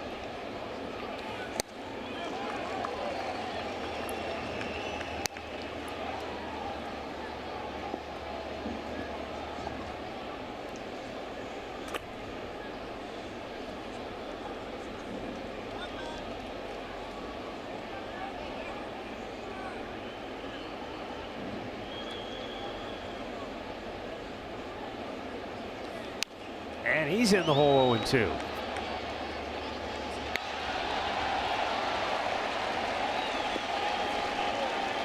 Well, it's pretty much in these at-bats all fastballs. He did throw one curveball to Kip where he tried to get him to chase it. He fouled it off to stay alive, but his last 2 to Milky have been fastballs.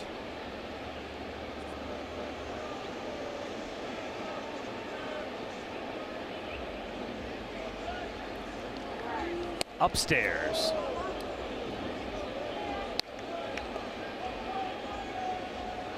And he's throwing as hard now as he has any time today because he's knows this could be his last hitter. He's emptying the tank here. I mean, ahead of the count, easy to see where he's just trying to throw a chase pitch there, but you do wonder as the ball continues to elevate if that's not also a sign of maybe that fatigue starting to settle in.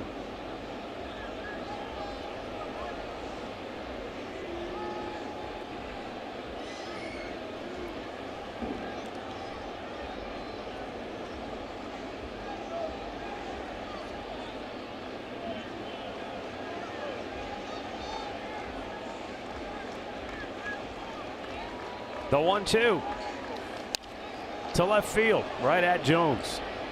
2 down.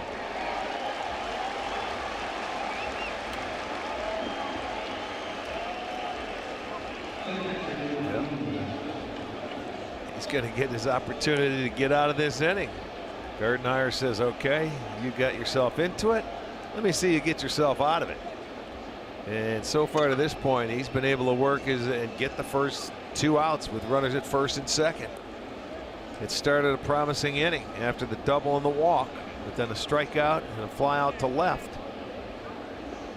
Now it's going to take a 2-out base hit by Gomes. Gomes is the only reason the Indians are on the scoreboard. His home run in the 3rd inning.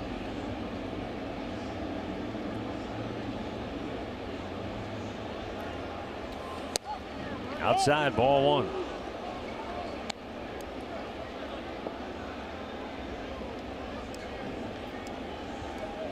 .66%, and that's the 3rd time this year that he's thrown 100 pitches in a game. There was one in his last start against the Yankees. He went 5 2/3, right where he's at now. And now he has thrown more pitches today than in any start this year.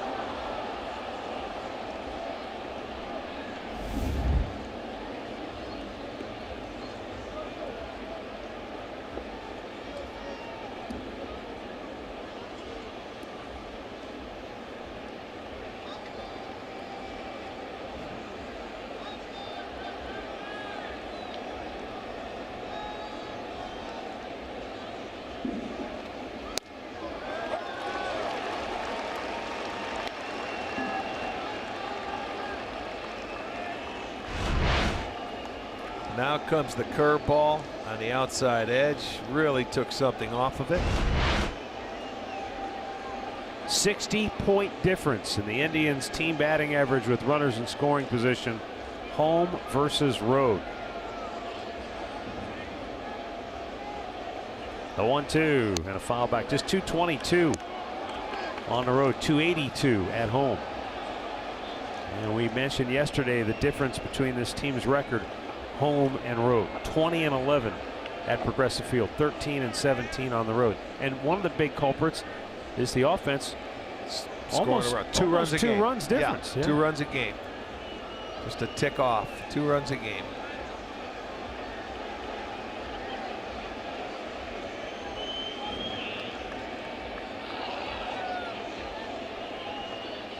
The 1-2. Rip foul.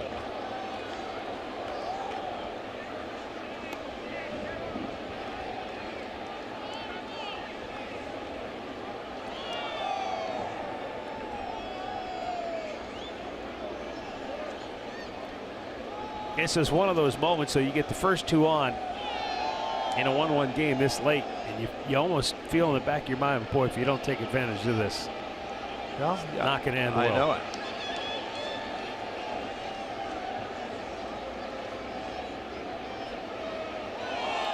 Upstairs, 2-2. Gomes has had a couple of good pitches to hit in this at bat. He's fouled them off.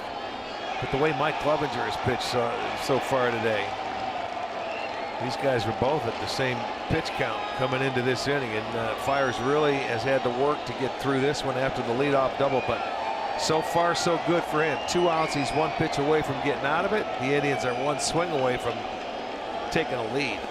In the dirt, Mccann blocks it. Runners hold, full count. So now they'll be moving on the 3-2 pitch.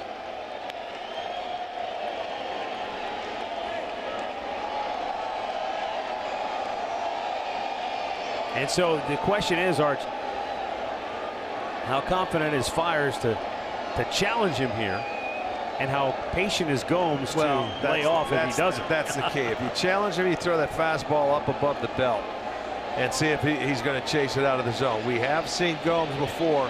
He doesn't like to walk in a situation with runner in scoring position. We'll see how Fiers will attack this.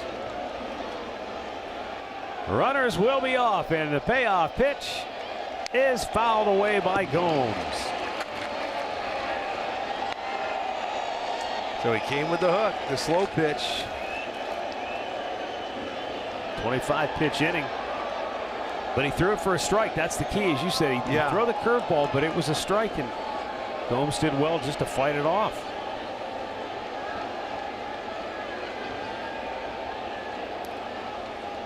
Ninth pitch of the at-bat for Yan Gomes. Hoping that Fiers makes a big fat mistake over the middle of the plate. Chisenhall at second, Alonso at first. They'll be moving. And the payoff. And he strikes him out. On his 108th pitch of the afternoon. His 8th strikeout. And the Indians strand a pair.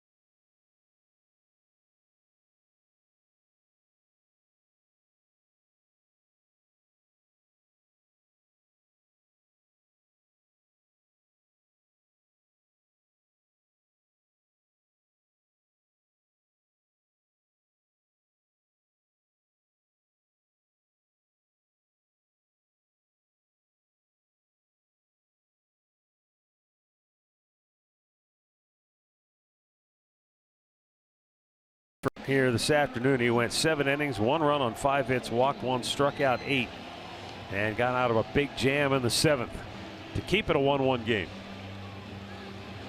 Meanwhile, Mike Clevenger goes to work in the 7th. He's given up just 1 hit, but that hit plated the Tigers' only run in the 1st.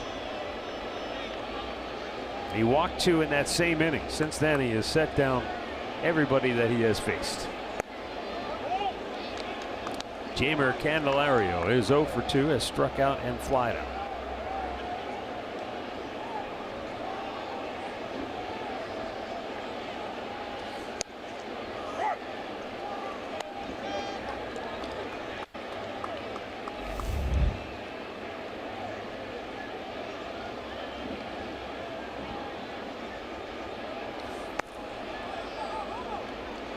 Two balls and a strike.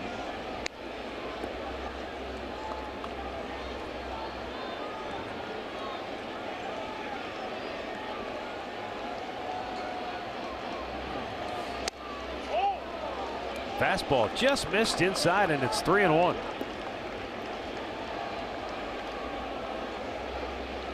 It was Candelario that he was able to strike out in the 1st inning with high fastball. Right like that. Victor Martinez waiting on deck. Then James Mccann will be due up. Swung out and missed. He went right back up the ladder with the high cheddar. 5 Ks for Clevenger.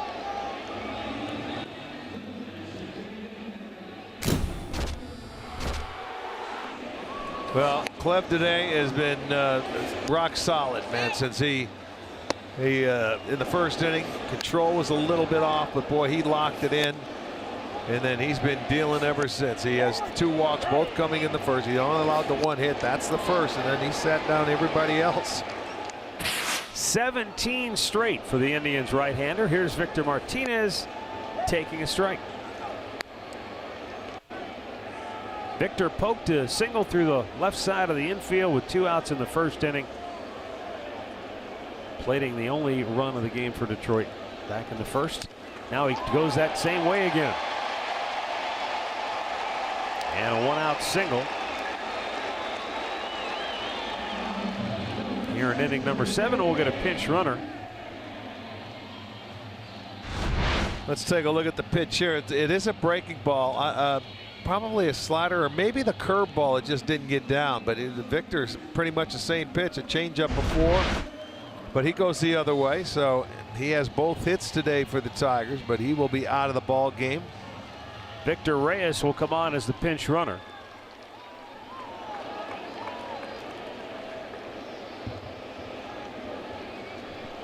And James Mccann, the hitter. Mccann 0 for 2.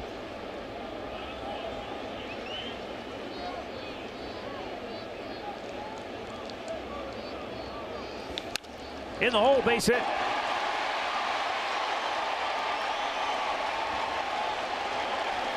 Back-to-back singles with 1 out here in the 7th inning. There's the high fastball that he was able to get on top of and hit it on the ground, and it found the hole between short and 3rd. So back-to-back hits now. The Tigers trying to mount a scoring opportunity here. 1 out. Runners at 1st and 2nd. Their first base runner since the 1st inning.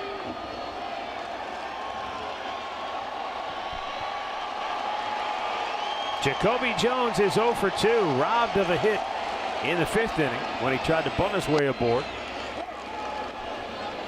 Jose Ramirez with a fine play.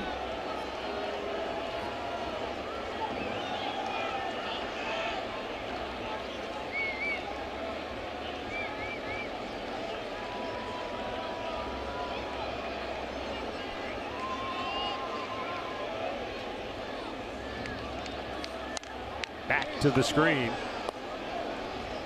0-2.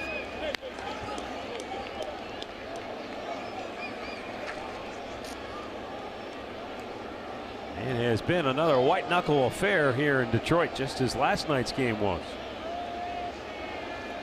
Both games very similar.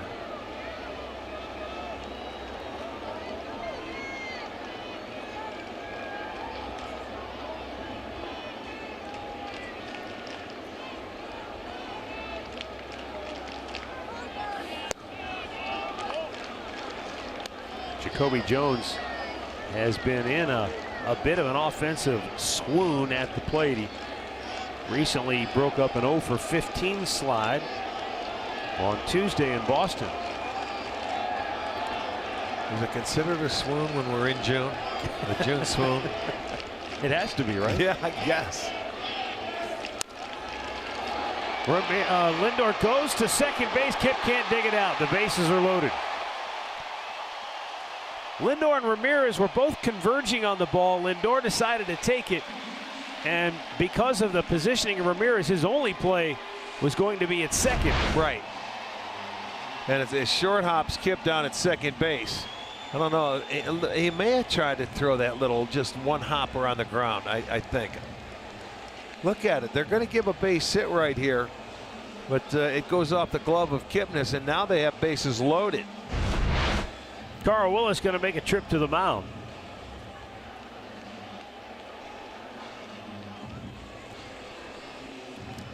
That's a strange decision to give him a base hit right there.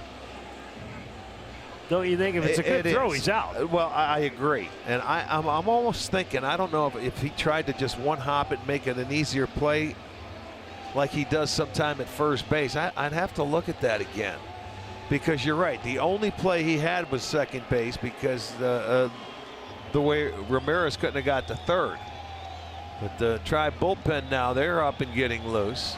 Let's take one more look at this. See, now watch him, he just looks like he just threw it down. I don't know if that was intentional or not. Well, Jose Iglesias at the plate, 0 for 2.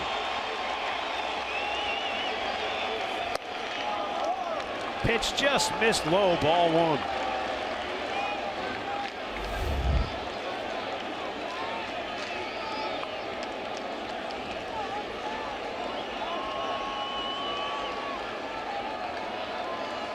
The infield is in. They're coming home with a throw.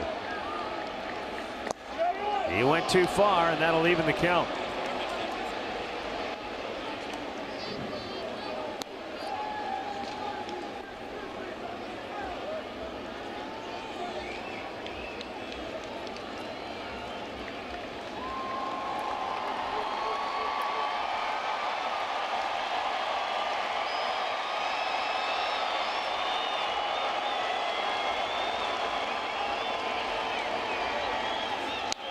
Fouled back. And 1-2 the count. As Clevenger tries to work out of the same kind of a jam that his counterpart was in the top half of the inning, though the bases were not loaded. The Indians had first and second, nobody out. Now the 100th pitch of the afternoon from Mike Clevenger is high, 2-2.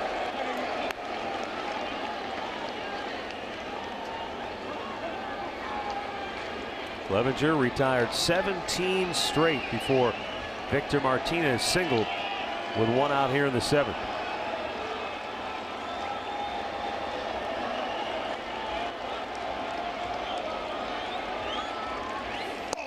Outside, full count.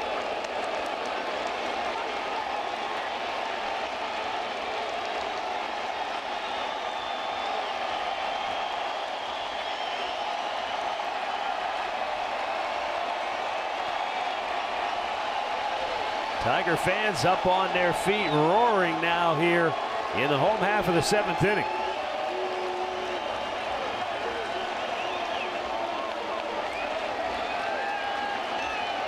Clevenger's got to throw a strike. He knows it. The 3-2, ball 4, and Detroit takes the lead. Reyes will score. It's 2-1 Tigers.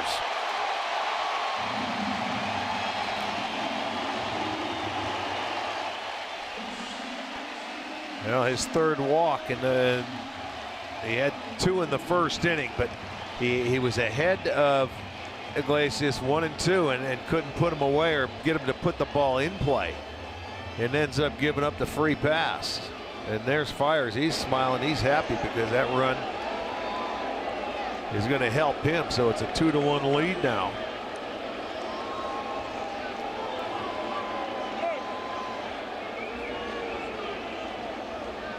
Dixon Machado, the batter.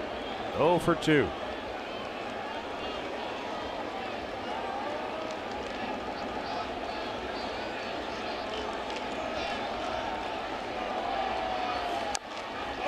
Wow, that was weird. He swung at that. Foul him, almost kind of went in the dirt and backwards. It bounced straight up. And then hit the bat again. How about that? Indecision right there in a situation where you've got to let it go. Bases loaded. If you're going to get after it, you can't check your swing. You got to get after it and swing hard.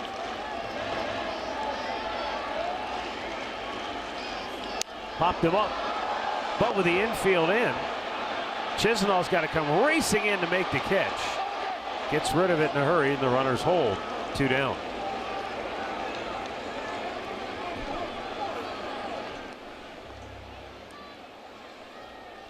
Terry Francona going to go to the bullpen. So Mike Clevenger, brilliant start, but fizzles here in the 7th as he walks in the go-ahead run. And the Tigers have a 2-1 lead. Leonis Martin will be the batter. And Oliver Perez, I think, is going to be the new Indians pitcher. Yes, the Cleveland Clinic call to the bullpen has been made. We'll be right back.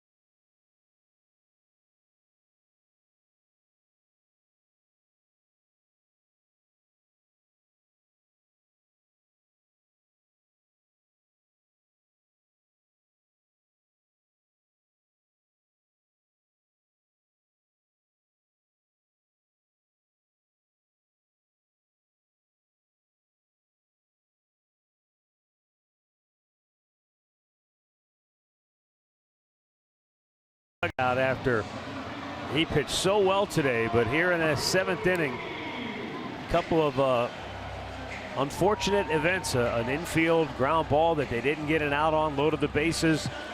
He got ahead of Iglesias, couldn't get him to expand his strike zone, ends up walking him, and now the Tigers have the lead.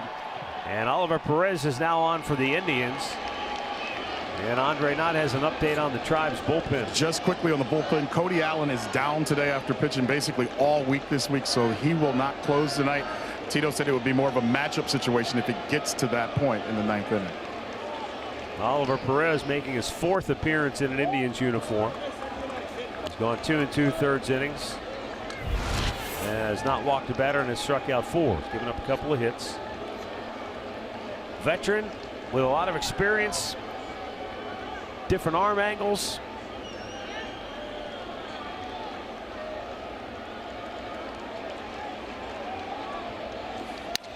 Popped him up. Kipnis makes the catch. We'll head to the 8th. It's now Detroit 2, Cleveland 1.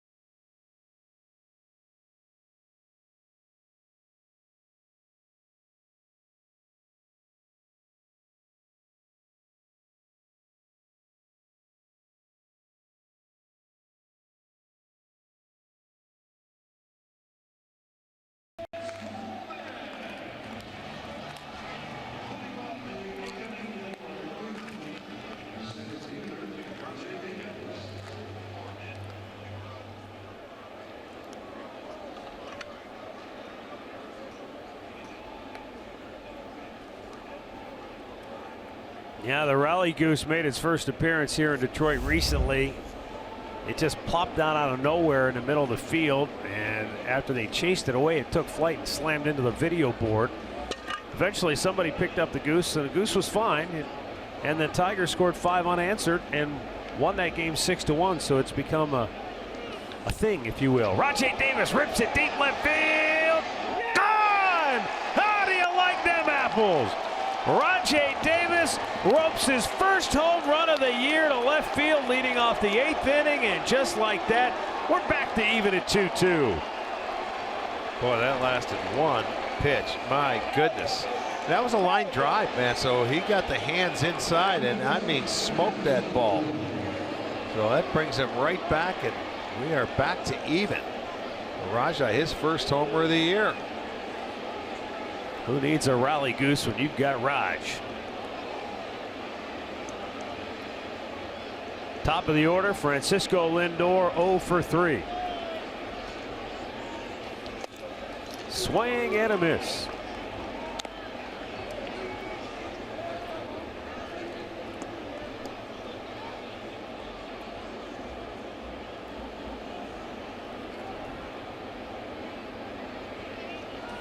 Swung on and missed, tied him up 0-2.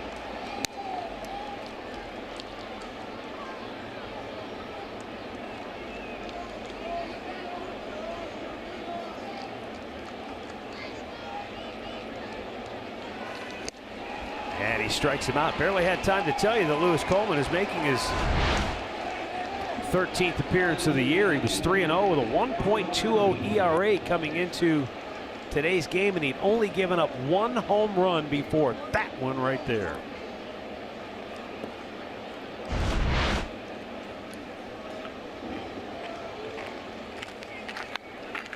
Now Michael Brantley.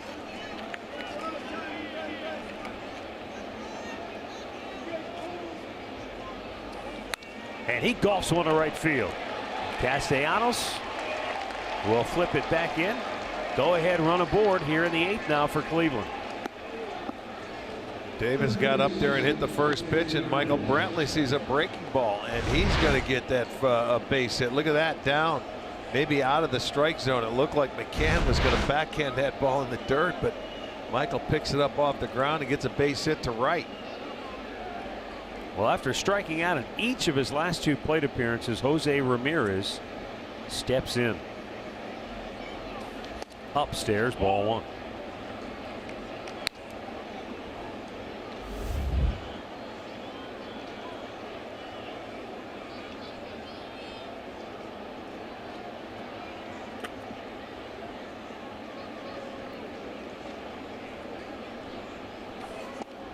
Way outside.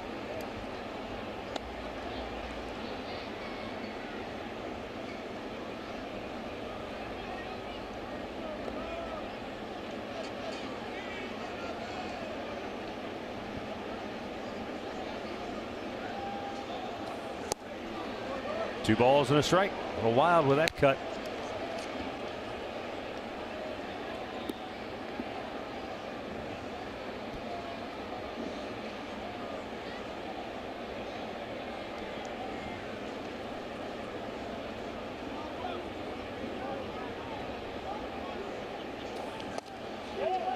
Missed outside, and not by much.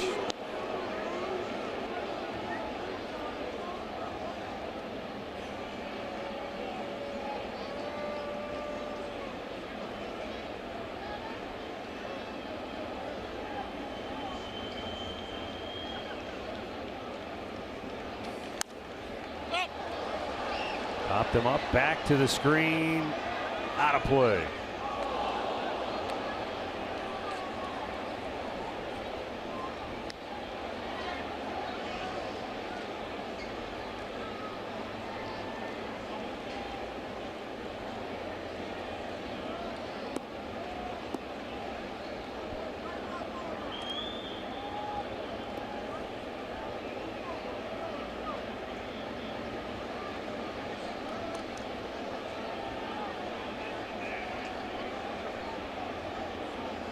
Brantley's off, 3-2 pitch. It hit him. Or did he say he went around? He's saying he swung. No, he's saying it hit him. Oh, no, what is he? No, it's a foot. I think Is he telling Brantley to go back? yes. Did he foul it off? I guess he is. Well, there's something going on here. He's limping, like the ball hit him.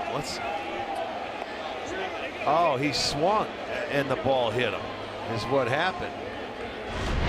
So dead ball. You swing and that pitch hits him in the. Oh yeah. Yep, absolutely. So he swung at the pitch, and once the ball hits him, it's dead. So Brantley's got to go back to first. Right, he was off and running, and there's the ball that hits him, and he couldn't check his swing, and he goes down, but he swung at the pitch. So he'll go down for the third time today. A 3 strikeout game for Jose Ramirez. Still a 2-2 game with 2 down now in the 8th, and the Tigers make a pitching change. We'll be right back.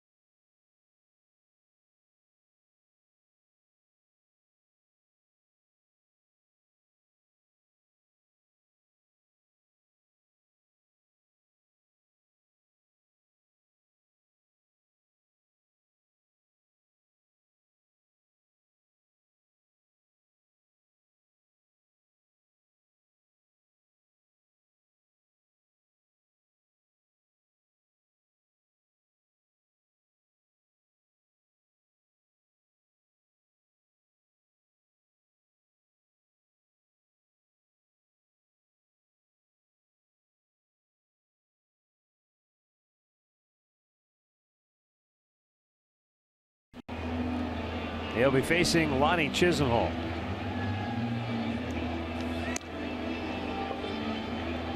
For Jose Ramirez, it's the second time this year he has struck out 3 times in a game. He also had 2 3-strikeout games all of last season. Yeah, not happy about that. Well, maybe Lonnie Chisenhall can pick him up. Lonnie doubled to lead off the 7th inning. Well, Wilson just reinstated from the disabled list on Thursday. Plantar fascia strain. Well, they have 2 outs. Go ahead run is on first base.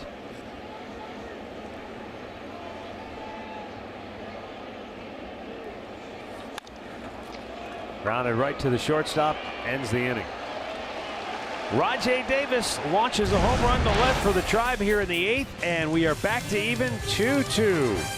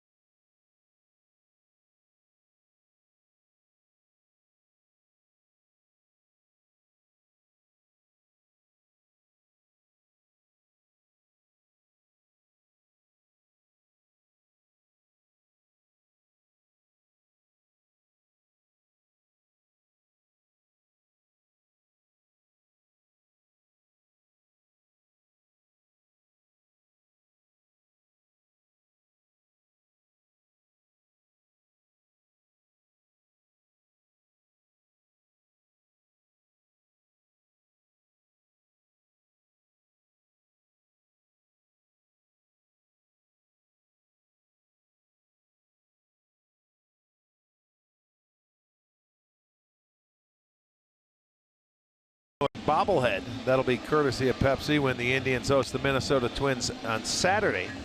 A week from Saturday. Get to the game early and enjoy a pregame in the district. You can visit Indians.com for all the ticket information.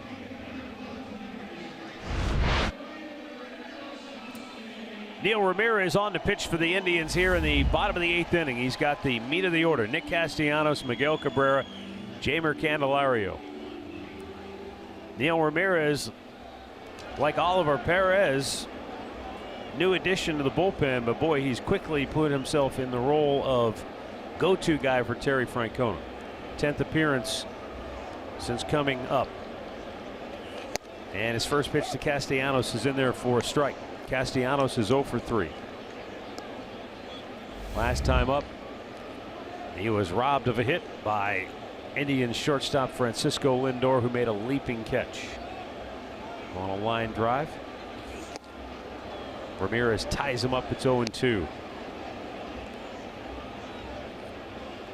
2-2 game here in the 8th inning. It's in the hands of both bullpens now.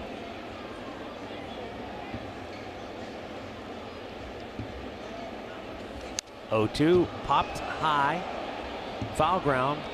Lonnie Chisenhall, long run, but it's out of play.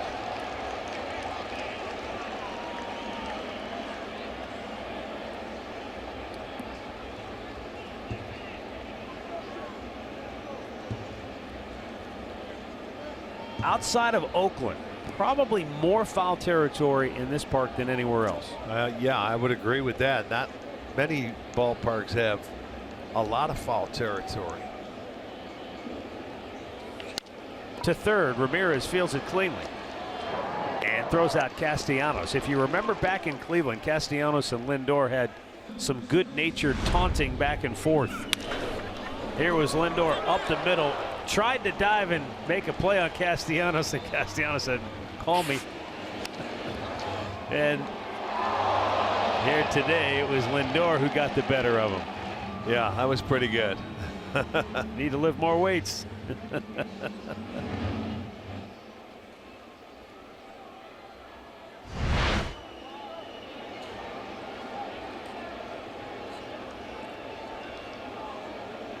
Miguel Cabrera in off the plate, ball 1.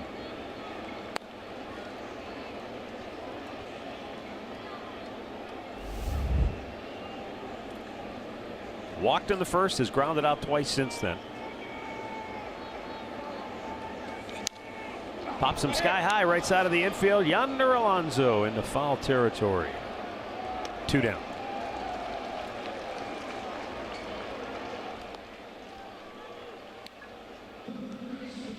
It's going to bring up Jeimer Candelario, who is 0 for 3.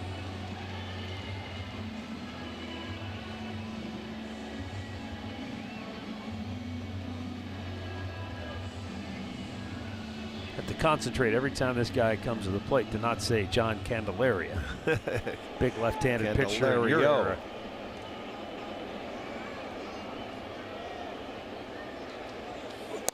Yeah, you talk about this ballpark being in a lot of foul territory. Well, there's a lot of grass and fair territory too. Yeah. You know what I mean? This is just a big ballpark.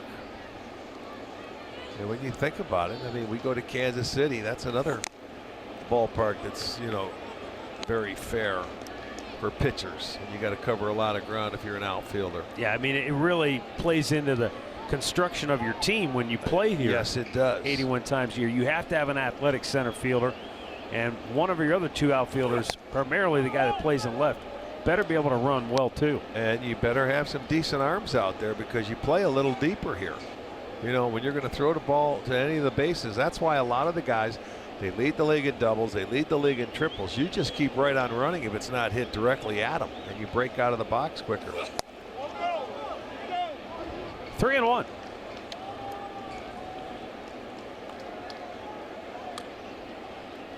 Victor Martinez not on deck because he was removed for a pinch runner, Victor Reyes. So Reyes now in the on-deck circle instead of Martinez, who was 2 for 3 today. Swing and a miss and a full count.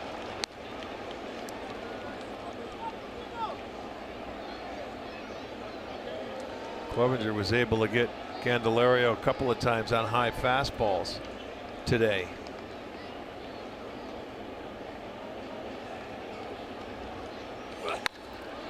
Right field, foul. I don't know that a ballpark can be intimidating in terms of the dimensions for an outfielder, but would this be a bit more challenging for an outfielder to come here, especially a center fielder, because of all the room you have to cover? Most outfielders, they play from where the wall is. They look at the wall and they feel their comfort zone. But you got to cheat in a little bit more, because you got to realize how many guys are going to hit it over your head at 420 feet to play center field. And you have that big right center field over there, so sometimes you have to cheat, and your right fielder can come over and help you out a little bit more. Jose Ramirez in at third base, grabs the pop-up, and a good inning for Neil Ramirez. The Tigers go in order. We go to the ninth, tied at 2.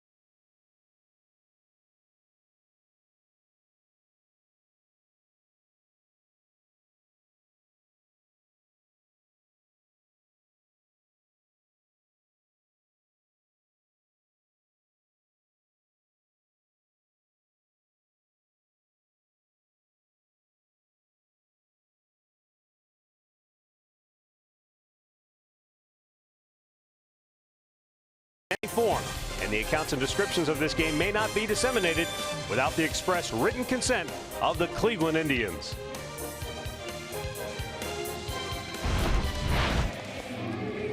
Take a look back at our storylines brought to you by your Ford dealers. Mike Fiers features the high fastball and low stuff to get you to chase. He was brilliant. Mike Clevenger, stay out of the big inning. He did that. In fact, at one point, he was just overpowering. He retired 17 hitters in a row. But neither pitcher factors in the decision here tonight. New pitcher is Shane Green.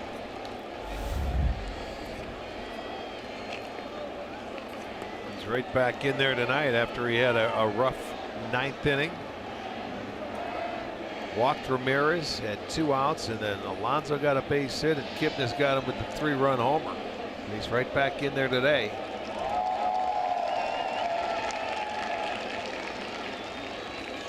Yonder Alonso looks at a pitch outside for ball 1. Ron Gardenhire cut off the speculation at the head last night after the game. He said he is our closer, so just forget about it. He's going to pitch in a tie ball game when we're at home. That's his role. He said we can what if this thing to death. Yeah, but that's the way we're going to go. He made a bad pitch. The guy hit it out. That's the end of the story. Right. And they brought in Joe Jimenez. He threw an inning and had a couple of strikeouts, and you know he's been pitching well for him, so he knows what he's doing. He's managed long enough. All right, we're not going to start second guessing. Yonder Alonso bounces it at the second baseman Machado, and that's out number 1. And we're going to get a look at that bad pitch that he threw him. It was a spinner. That was a little slider, and it was coming in, and it went out. And that put 3 runs on the board. He knows better than anybody. He didn't make a good pitch there, but the Indians benefited from it. Kipnis had a big hit. That was with 2 outs and 2 runners aboard.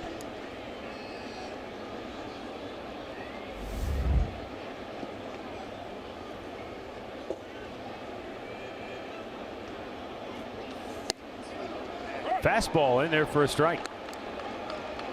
After the game, Shane Green, for his part, said, quote, "Can't throw it there."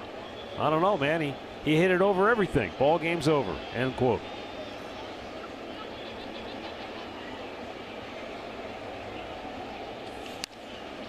Long fly ball, deep left field. Long run for Jones, and he gets it just inside the line for out number 2.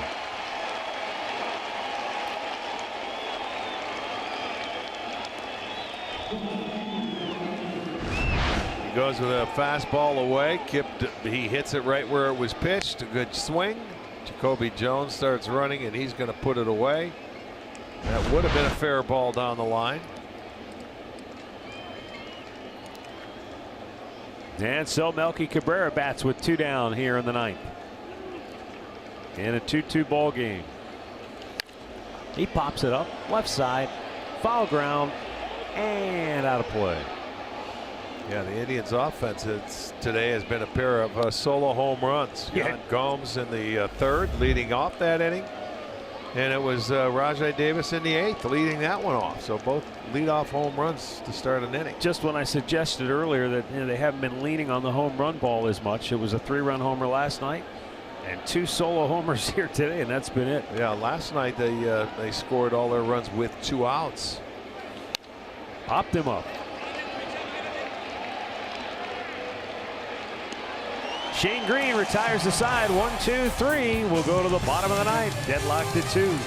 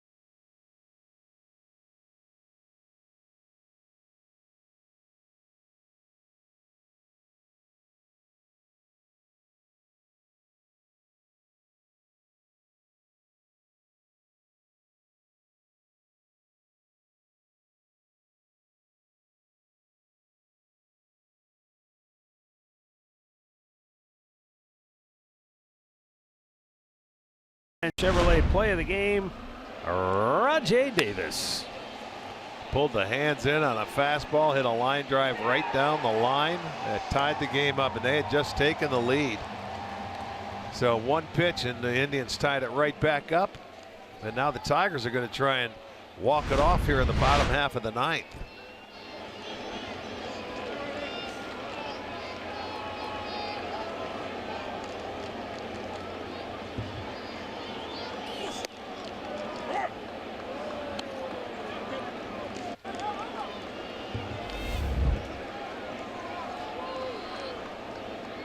Neil Ramirez, after a 1-2-3 8th inning, back out to pitch the 9th.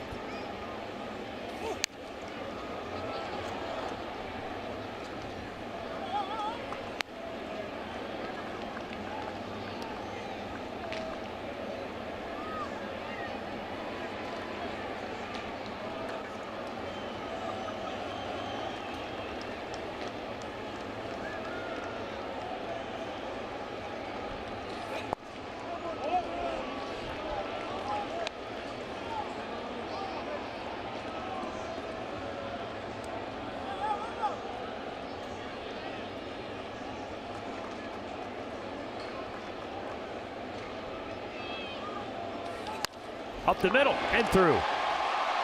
And the winning run aboard for Detroit here in the bottom of the ninth.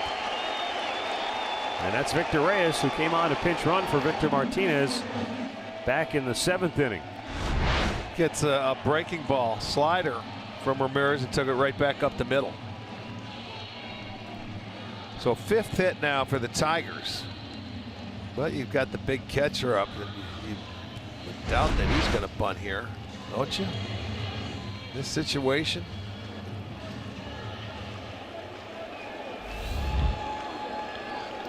That's the problem. You know, you talk about, well, you know, should Josh Tomlin have bunted? I'm sorry, Jason Kipnis, should he have bunted when he was up?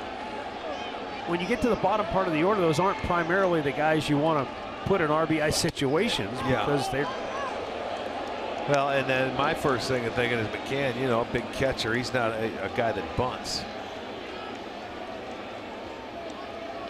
That's the other thing, Arch, is that there aren't many guys who are able to execute a sacrifice anymore. Right. So sometimes you're just giving up the out if you try and bunt. You don't like to give up outs if you don't have to. And with here, you could hit and run if he thinks he can put the ball in play. You know, you got to know how McCann's bat plays. There's a lot of hitters now since they start going to that. Talk about that launch angle and the way these guys swing. They swing through too many pitches to try and put a hit and run on. There's only a few guys you can really use. There really is. Popped up, foul, out of play. The other side of this coin is the Indians' pitching situation. As Andre told us, Cody Allen is down for today. So you have a bullpen that's obviously working out some of the kinks. And you have guys right now like Dan Otero and Evan Marshall who haven't pitched in a week. And then you've got Zach McAllister and Tyler Olson who haven't pitched in 6 days.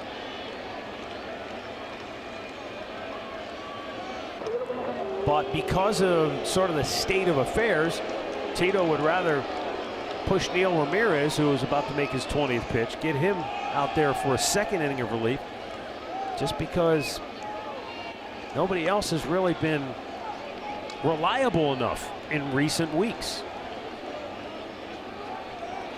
Now, at some point, hey, everybody's got to pull their own weight. Yes, you have to, is right. They have guys that have been out there and rest, and they may have to call on them right now. Otero's the guy that's up. He's a sinker baller, a ground ball pitcher. A lot. We'll see what will happen with this hitter here. Swung on and missed. It's 1-2.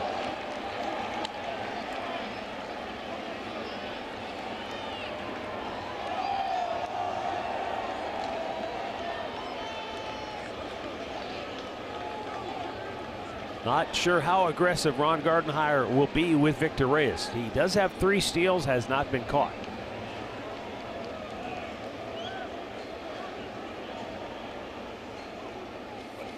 Up high, 2-2.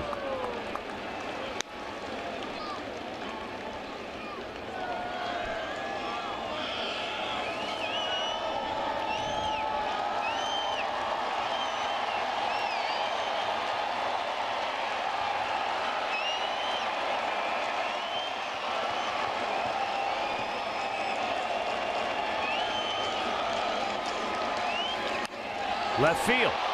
Long run. Melky makes the running catch on the warning track. Turns.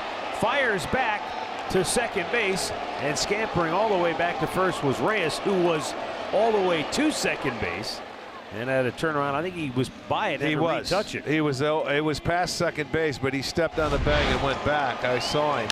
And this ball down the line. Cabrera having a run and a full sprint to make the catch on the dead run as he gets it in quickly to second base. But Reyes was around second. And that's a big out right there. Melky Cabrera with a fine play defensively for out number 1, and now Jacoby Jones.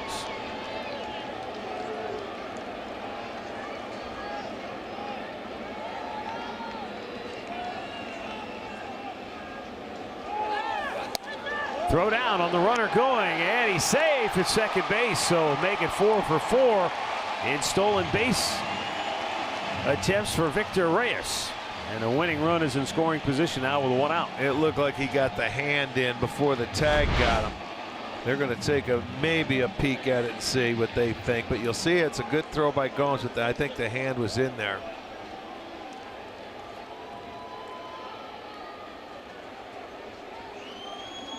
So the 3rd stolen base of the afternoon for the Tigers. And it was a good opportunity. They went on first pitch. So now there's the winning run in scoring position.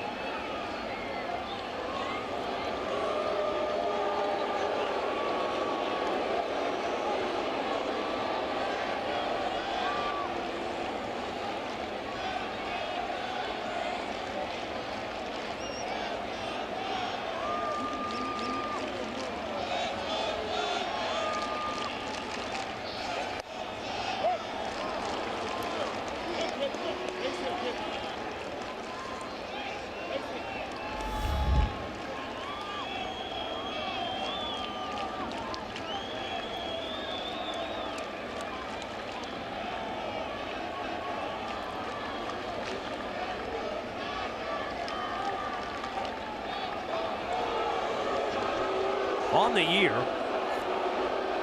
when the game is tied after 8 innings, the Tigers are 3-5. The Indians are 2-4.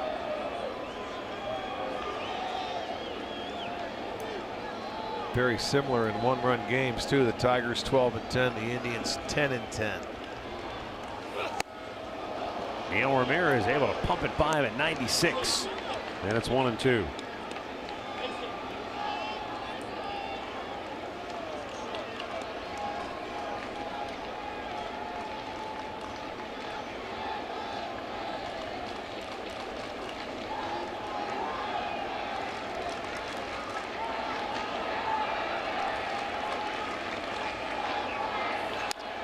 Grounded to third. Ramirez looks back the runner, throws out Jacoby Jones, and there are two down here in the 9th.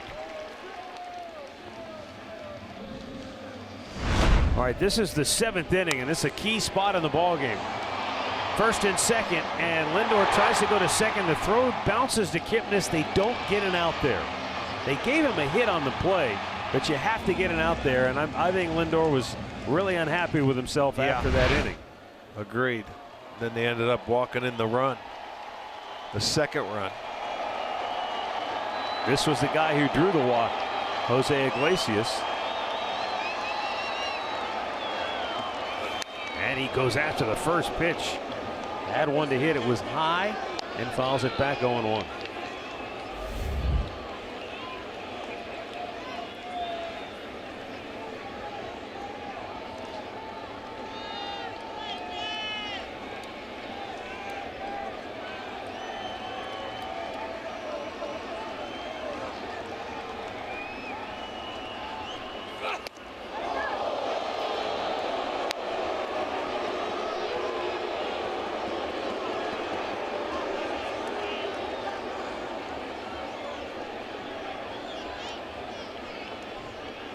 Neil Ramirez trying to pitch the Indians into the 10th inning. He has retired 5 out of the 6 he has faced.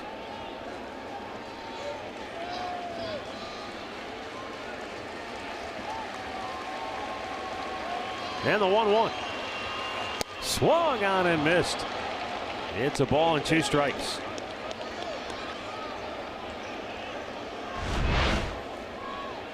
Here's a slider that he gets away. Good pitch.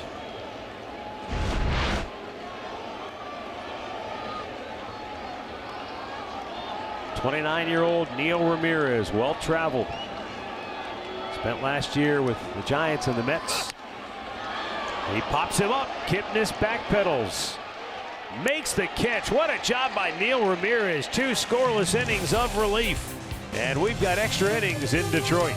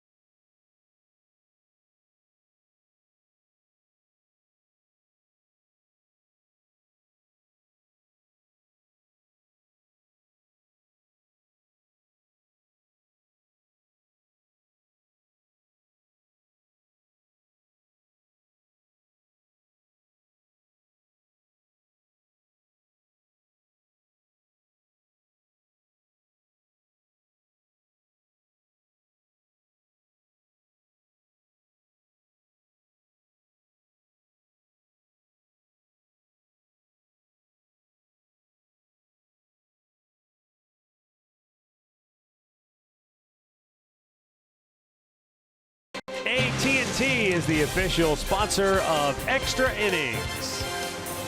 And here at Comerica Park in Detroit, Michigan, we go to the 10th inning, tied at 2. And the 5th pitcher of the game for Detroit will be Buck Farmer. This right-hander has been the workhorse for the Tigers. This will be his 31st appearance of the year. He's 10th in the American League.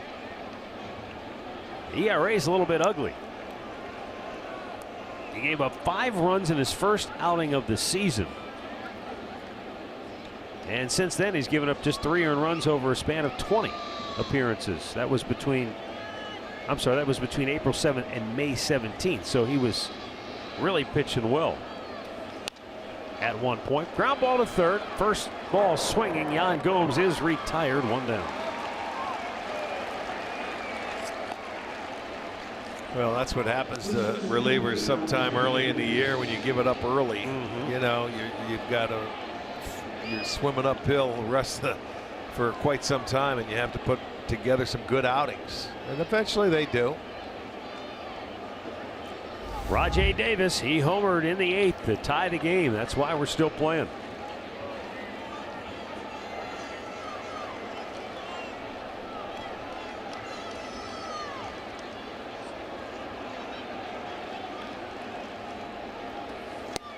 For Rajai, it was his first home run of the year.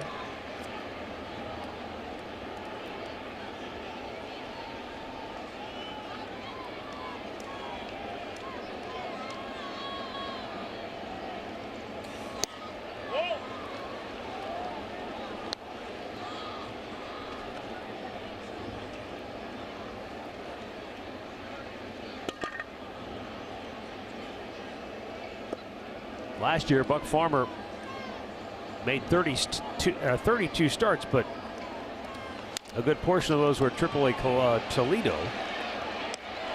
2 down. He made 21 starts with the Mud Hens, and he made 11 starts with the Tigers. After back-to-back ground ball outs to third, we go to the top of the order, and Francisco Lindor,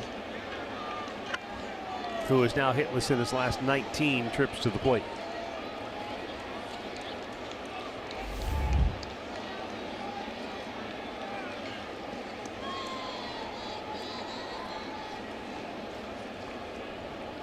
Yeah, he's been swinging at everything today. He has been in swing mode pretty much all day long. Looks like he might be pulling off the ball a little bit.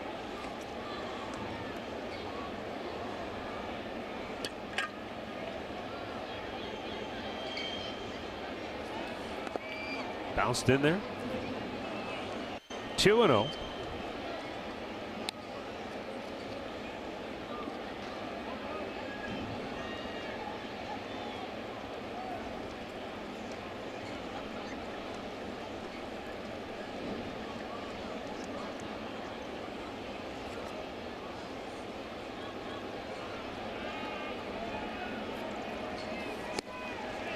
Fastball away, swings through it, 2-1.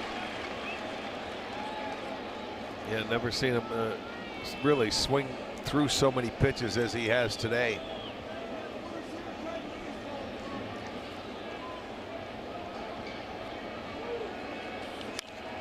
Out of plate on the left side.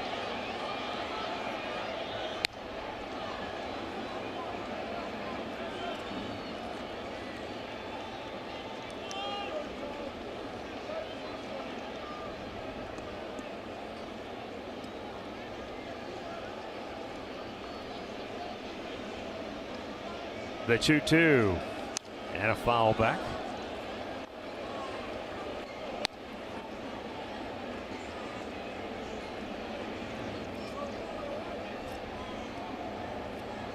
Michael Brantley will bat if Lindor gets aboard.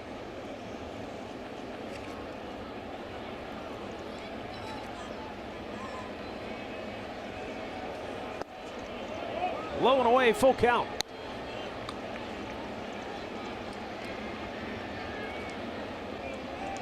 Crowd of just over 27,000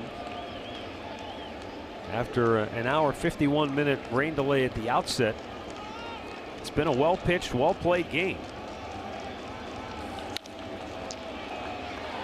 And we're going to go to the bottom of the 10th. Still tied at 2.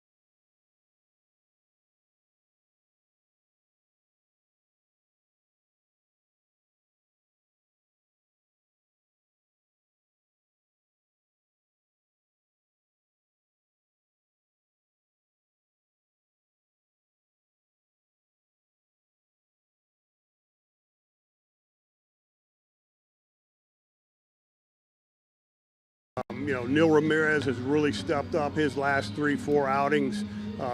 Cody's going out and getting the job done in the 9th inning, when we give him the appropriate situation, with the lead.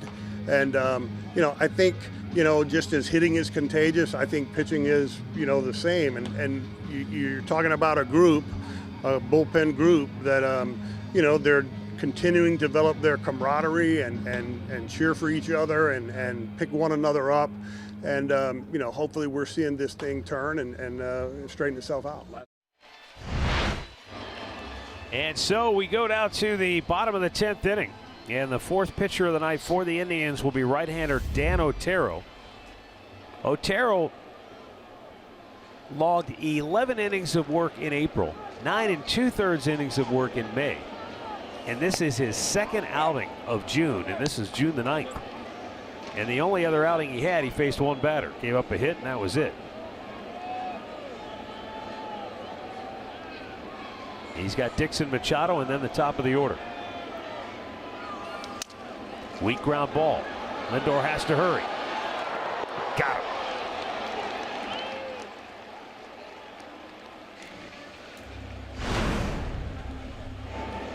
There's Neil Ramirez coming up. That was a little slider there.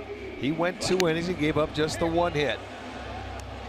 There was a stolen base off him, but there's that slider. If he can locate that, keep that away, he can be very effective. Got a big swing at a high fastball, but gets out of his 2 innings. So job well done. Now you don't know about tomorrow because he was right around the 30 pitch mark in his 2 innings. Fastball strike to Leonis Martin, who is 0 for 3. He walked back in the 1st inning and came around to score the Tigers' first run.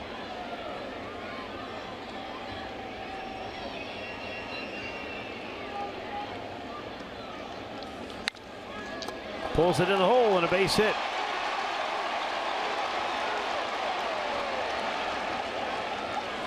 Winning run aboard for Detroit here in the bottom of the 10th. And this is the life of a sinker ball pitcher. Sometimes they go through. And the ball was moving. He got it on the ground, but it finds the hole. You see it hit the cut of that grass and stayed down. It didn't matter. It was going to find the hole anyway. But you're absolutely right. That was a sinker ball away. He got his ground ball, but it found a hole. Well, now Nick Castellanos. He's 0 for 4 on the afternoon, 1 for 8 in the series.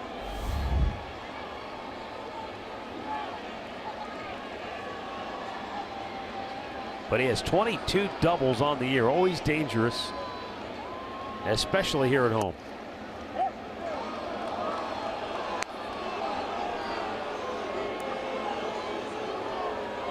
Again, he's taking a little stroll. He didn't like the call on that first pitch.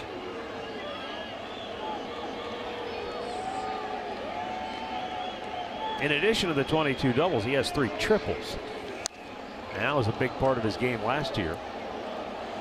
Yeah, he was in double digits at triples. Yeah. And a lot of that is the way this park plays. And if you gap him here. And the way he swings to right center. Triples alley here. His 22 doubles, by the way, 3rd best in the American League coming into today. But Dano's got him down 0-2. Ground ball foul.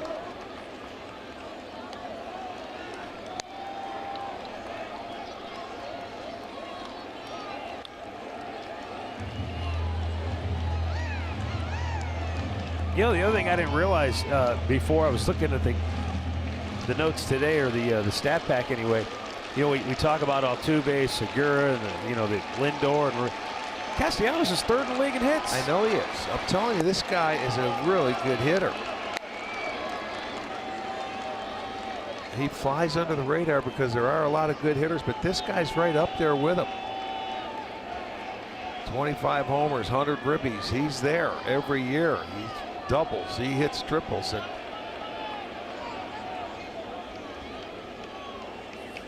he bangs that one off of his leg. Stays 1-2. That's another Dan Otero specialty, as you'll see with a lot of sinker ball pitchers. They get hitters to foul a ball and goes right down and off their leg.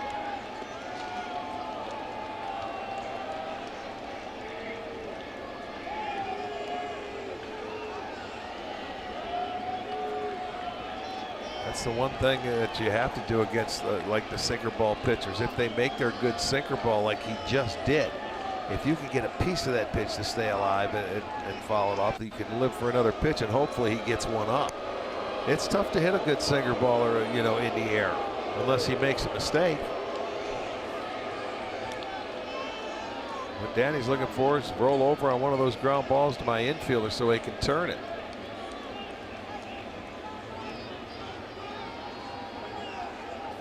In off the plate. Like Egan used to say, you could always tell who the right-handed hitters were and the left-handed hitters were after a game by the way they limped around in the locker room after a game when you face a sinker baller. Yeah.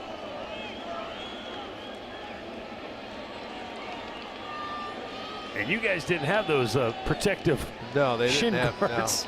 Runner goes. Ball's looped into left field. This is trouble. Racing to third is Martin. Clark will hold him there. Cabrera got off a good relay throw. Tigers at the corners with one out. Well, I'll tell you, if it wasn't Cabrera coming to the plate, I'll tell you what, he might have sent him. Yeah, they wanted to. You see, that ball was elevated a little bit, but it was in off the plate, and he just muscled that ball in there. And you could tell he wanted to keep going, but Cabrera's coming up next. So I don't know what you do. You just walk him and bases loaded, bring in the outfield here. You can't pitch. You can't give him an opportunity to swing, can you? Tito says, yeah, put him on. Walk him. Absolutely. Yeah, you got to walk him now. Now you've got an out at any base. The outfielders have to come in. Now, there might be pitchers you would worry doing this with. Dan Otero's not one of them. He's thrown 11 pitches. 9 of them have been strikes. So you don't really worry about him potentially walking in the run here.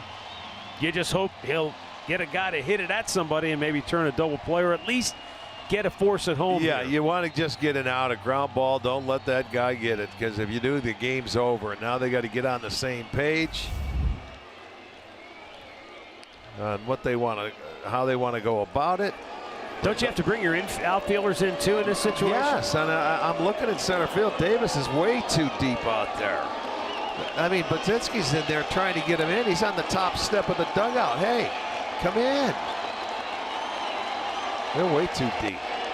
Yeah, you've got to be able to throw to home plate on a catch in the outfield, and I don't think got Martin on first base who can run pretty good. You got to get in.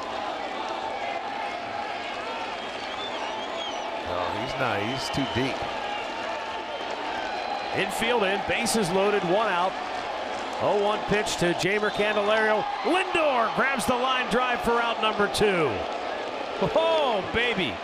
He hit it right on the button, but he hit it right at Lindor. 2 down. There's so much traffic going on in the middle part of the field with the base runner, the shortstop, the umpire, and everything. Look at the threesome right there. And Lindor was going to go right back to second, but when you're a base runner in that situation, you don't worry about getting a big lead because you can't get doubled off in anything. You got to make sure that ball goes through. So they did their job by staying put, and now Otero a chance to get out of it. And Victor Reyes, the batter. Now Reyes came on as a pinch runner in the 7th inning.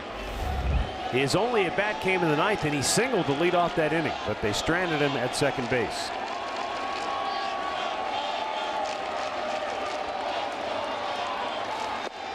Outside, ball 1.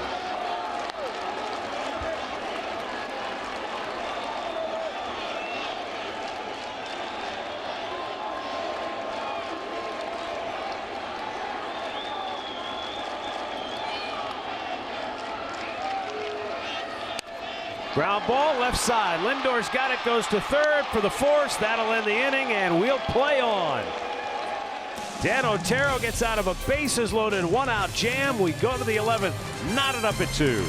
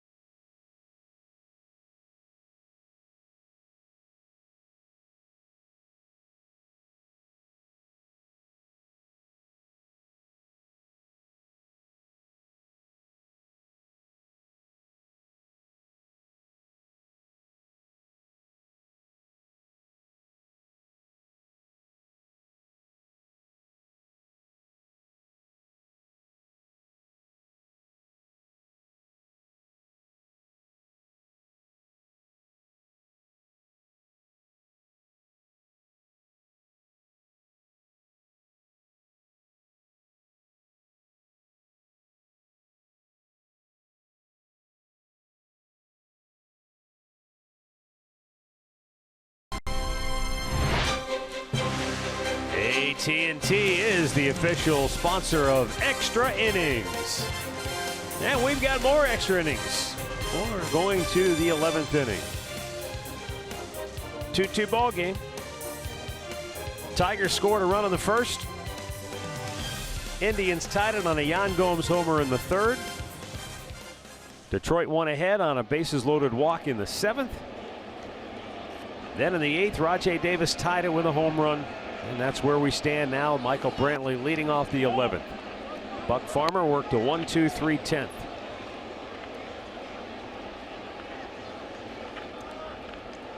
He is the first reliever to pitch more than an inning in tonight's game. Or at least attempt to pitch more than an inning. Michael Brantley takes issue with Brian Gorman's eyesight.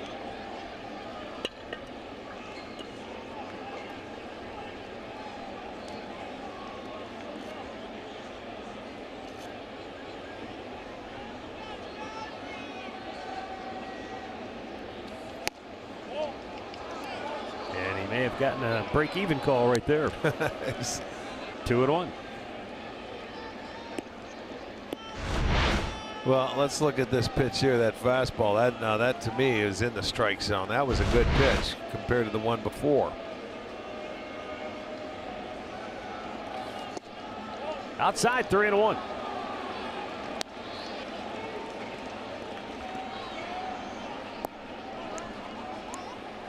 Pretty much straight up.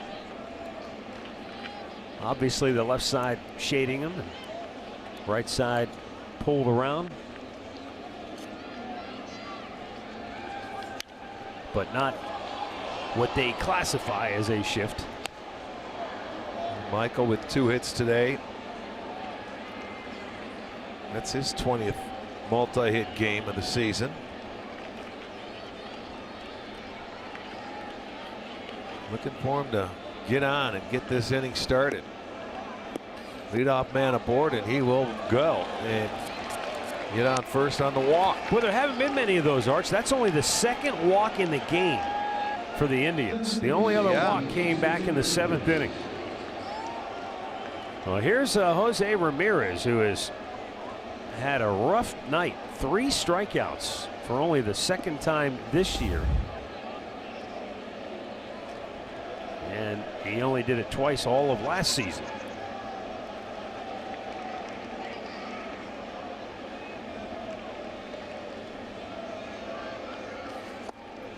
Very rarely do you see Jose down or frustrated visibly. Boy, after that strikeout his last time up, he sat at the end of the dugout. He looked like he didn't have a friend in the world. He did, because he swung at a pitch that hit him in the foot.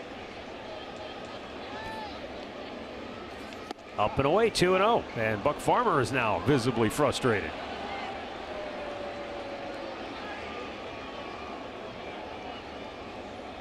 Here comes Ron Gardenhire. I think that's Ron Gardenhire, or is that Doug Brocail? It looks like Basio. I'm sorry, yeah, Basio. You know, I was just thinking,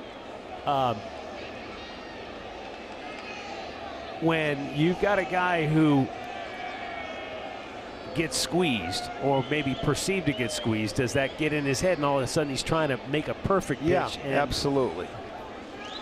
You know, you don't know where it is, and you're trying. Yes, it sure does. And that's exactly why Basio's out there, is to settle him down and say, hey, look, go ahead, man. Don't be afraid to let him hit the ball. You know, once that walk starts, and now you go through some pretty good hitters that the Indians have in their lineup right now, you're going through the heart of the lineup. It's might start squeezing the baseball a little tighter. Exactly. You start nibbling. You try to make perfect pitches. Now Ramirez in the driver's seat now, 2-0. A lob to first drives Brantley back. Michael, 2 steals on the year, but he's just looking to make sure he gets a good secondary lead so he can bolt when Ramirez puts one into play.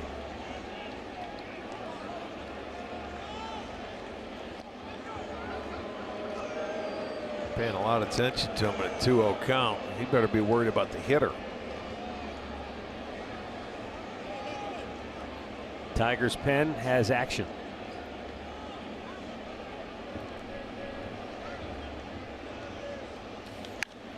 Popped him up, back out of play.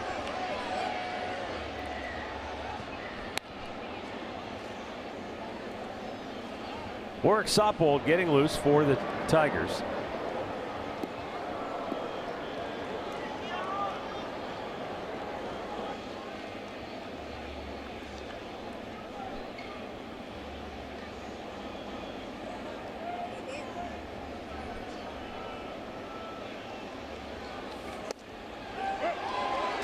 .95 on the edge, just barely nicks it, and Ramirez not happy.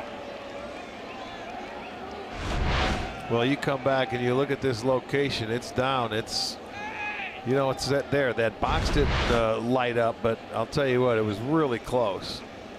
And he's given that part of the plate. He's not calling that pitch on the inside corner. Outside with it. That was a good 6 inches off the plate. Full count. Well, now you got to see Michael, and Tito's been doing this. You start your runner, whoever it may be, that's in front of Ramirez on a full count, thinking he's going to put it in. And I know he struck out. Even with the night he's having? Absolutely. Yeah.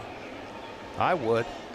Absolutely right. Try to find a hole. He's going to put it in play. If he swings through it, then you go, it's one of those nights. There goes Brantley.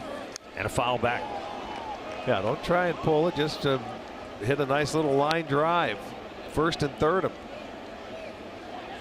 He gave you the first base runner with a walk. He's gonna try and throw a strike here. You know that. Ramirez should put the ball in play. Percentages say.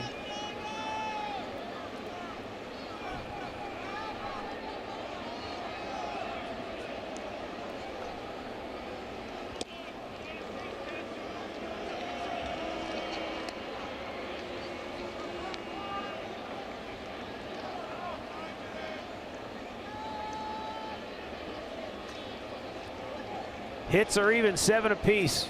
Tied at 2, 11th inning. Brantley will be off on a 3-2 pitch. Upstairs, ball 4. A pair of walks to open the 11th. The table is set, and the night is over for Buck Farmer. Ron Gardenhire now makes the wave to the bullpen. Warwick Saupold will be coming on when we come back with a game tied at 2 here in the 11th.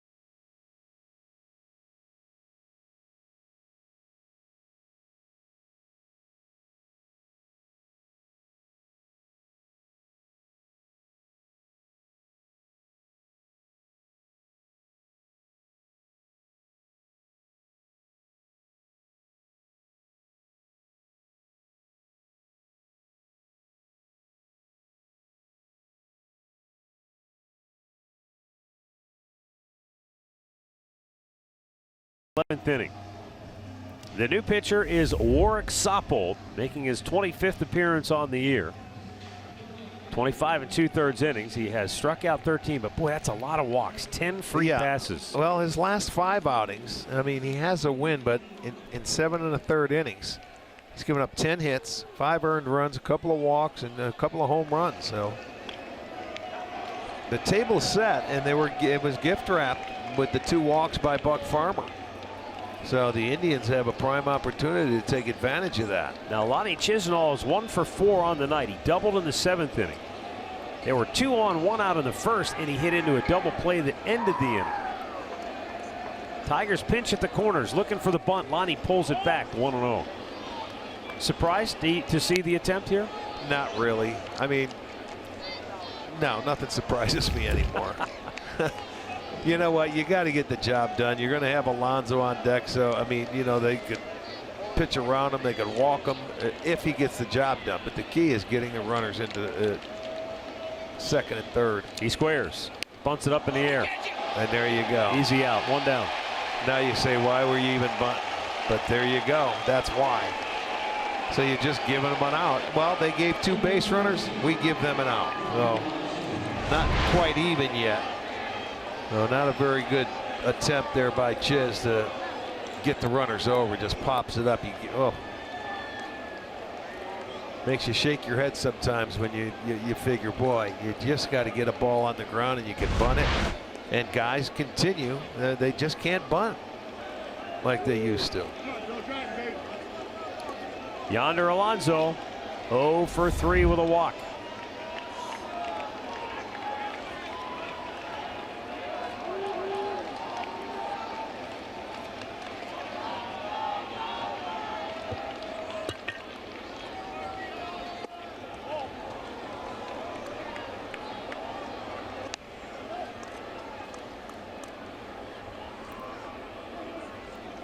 Alonso, a big part of the 9th inning last night, where he had 3 hits. He's only walked once today. See if he can come through here.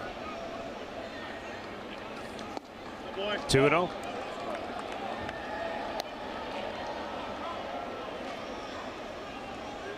Michael Brantley, the go-ahead run at second base. Jose Ramirez at first.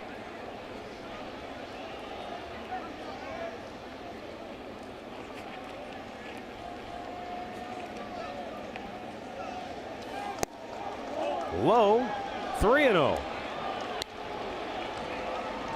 Wasn't low by much, but after missing with the first two,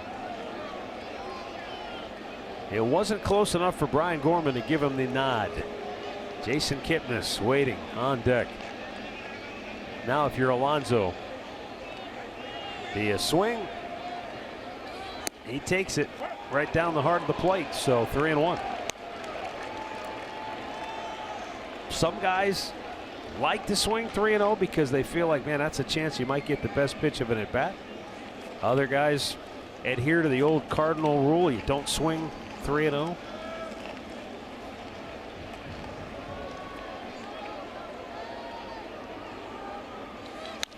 Popped him up. Boy, oh boy, from 3-0 to 2 down. And that's going to leave it up to Jason Kipnis, who is 0 for 4 on the night. Cody Allen is up in the Indians bullpen, which tells you that he has talked his way into saying, hey, I can help, I can pitch. Might not be long, might be for a batter or two, whatever he feels like he can give you. Well, that's only if they take the lead here. And it's going to be up to Kip again with 2 outs. Last night it was the 9th inning. Tonight it is the 11th.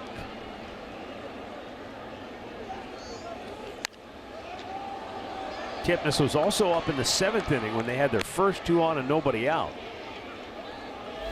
And he ended up striking out in a pretty good lengthy at bat, but he couldn't get the job done.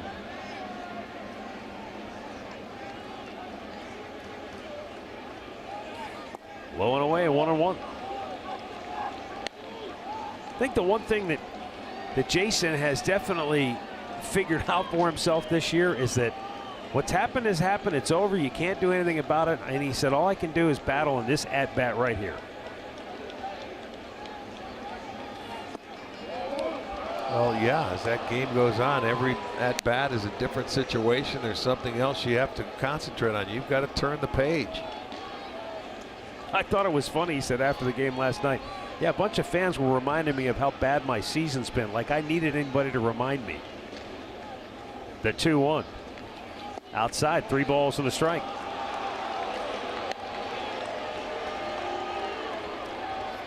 Well, just lock in and zone into a pitch to your liking. If you don't get it, spit on it, even if it is a strike.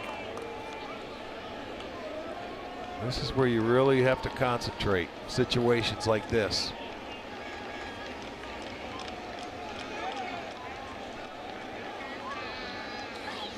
There was the breaking ball. He didn't like it, so you take it. That's fine. No problem with that. He was sitting on the fastball. You don't get it, you take it.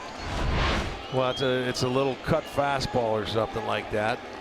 Wow, that he didn't generous. I know it. He didn't like the pitch, so you can't blame him. He didn't chase a ball out of the zone.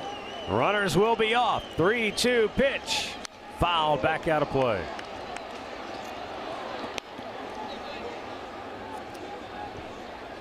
The inning started with back-to-back walks.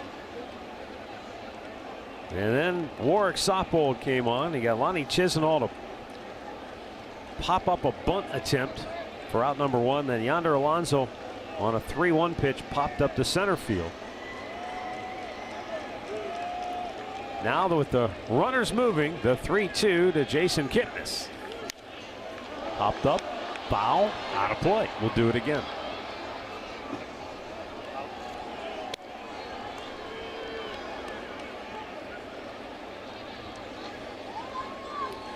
Melky Cabrera would be next if Kipnis should end up maybe drawing a walk here or gets a base hit, either way.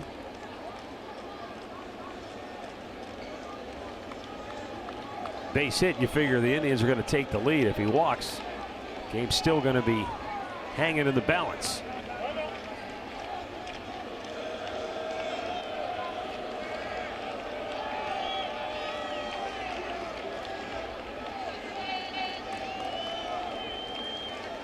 This will be the 15th pitch of the inning and the 8th of the at-bat for Soppold, and Kipnis sends one to left, ending the inning. Another wasted opportunity here in the 11th. We're still deadlocked at 2.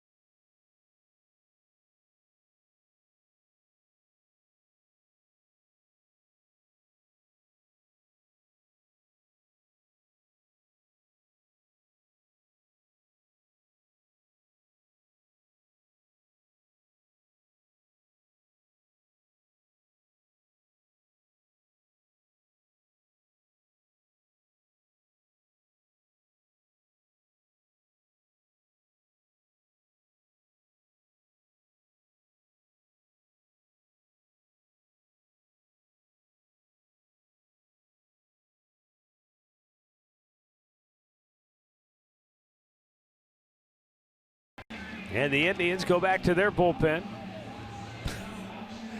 The fans are doing the rally goose dance. Looks good on them. Zach McAllister is the 5th pitcher of the night. His 25th appearance of the year. No wins, 2 losses, ERA 6.45. And he's got the 6, 7, and 8 hitters due up for Detroit.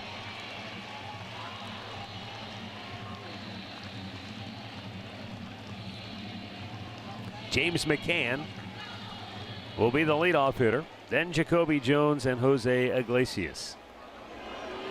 McCann 1 for 4 tonight.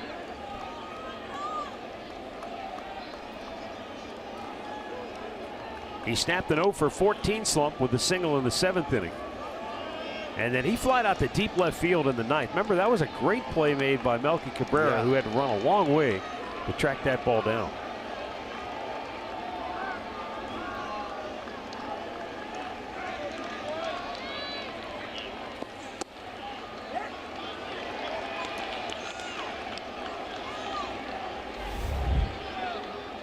McAllister last pitched on June the 3rd, so he's been 6 days between outings.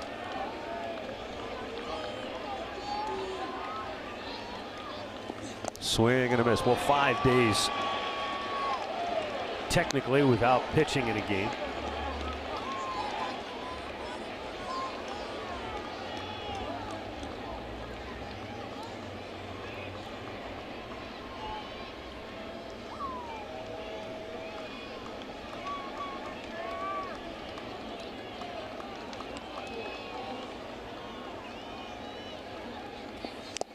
Swing and a miss. McCann goes down hacking, 1 away. Didn't even have to throw him a fastball. Just 3 straight hooks.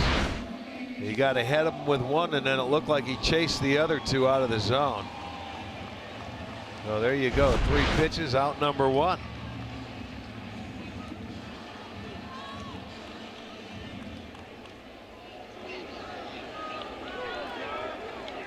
And Jacoby Jones, who is 1 for 4 tonight.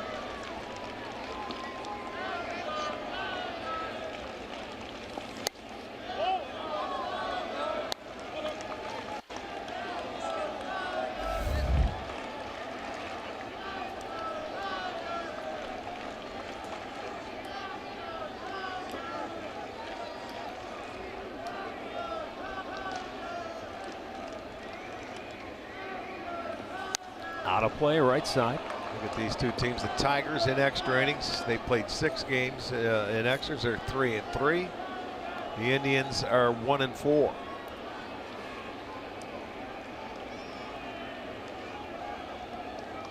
Still now, both teams with 7 hits on the day. Tigers have left 9 stranded. The Indians have left 7.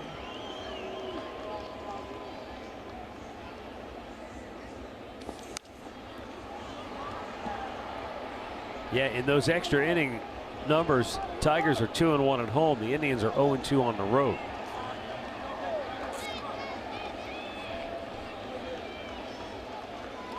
Well, again, and we talked about offensively, Indians on the road, why their record is down this year compared to last. 13-17 on the road, as they scored 2 fewer runs per game. Throw it by him, strikes him out. Back-to-back Ks for Zach McAllister.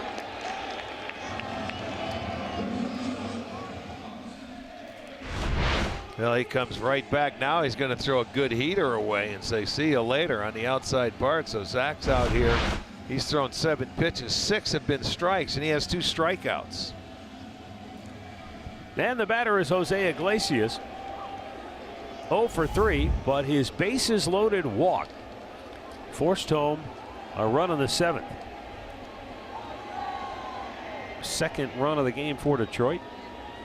And the walk really costly for the Tribe here tonight. There were 2 walks in the first inning for Mike Clevenger, and that led to the Tigers' first run, and the bases loaded walk in the 7th inning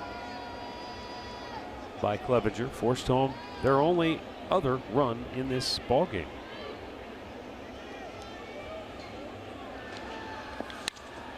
Right field, alley. Chisenhall chases and one hops the wall. Iglesias is going to go all the way to third, and he's got himself a 2-out triple.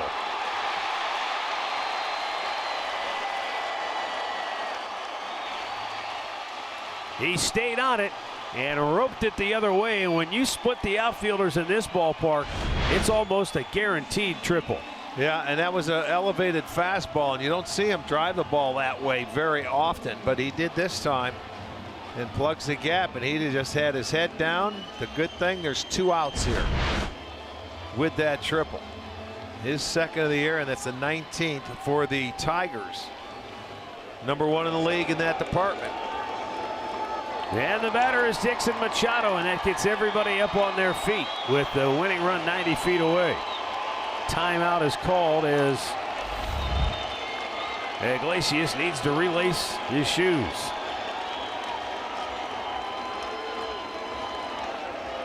Now he's ready to go. And Machado climbs in.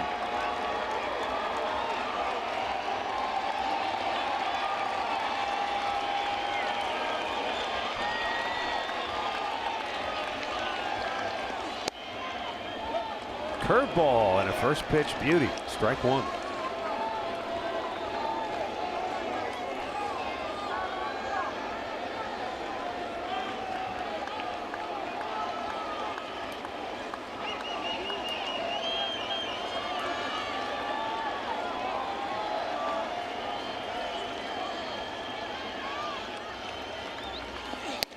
High fastball, and it's 0-2.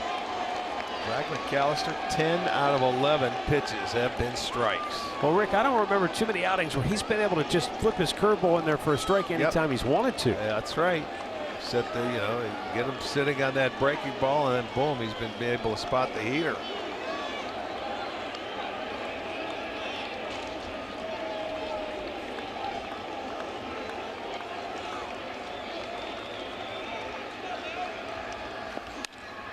Fly ball, bloop to center.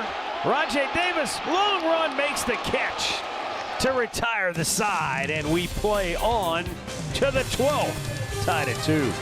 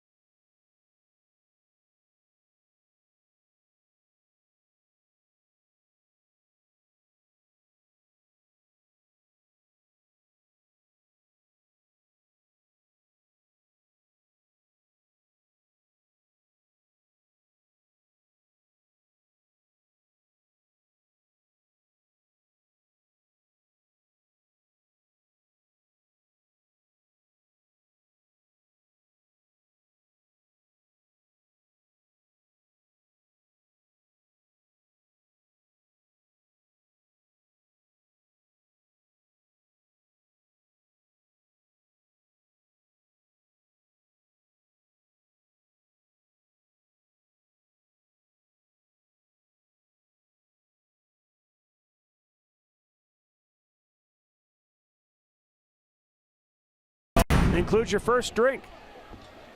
So grab your friends and head on down to the ballpark. It's only $15. Now you can only get these online at Indians.com/district ticket. So come on down, check out the corner in right field and the drink rails in left. Warwick Softball stays on to pitch the 12th inning. He's got the bottom third of the order due up.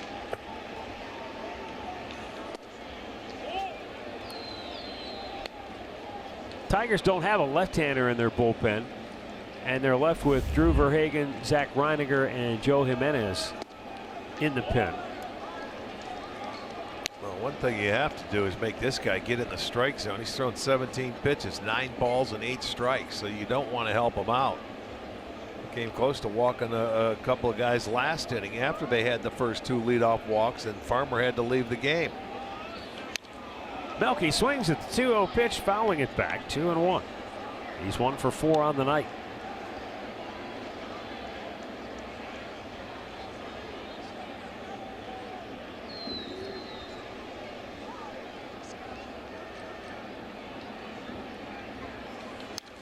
Keep waiting to see signs that Cabrera is going to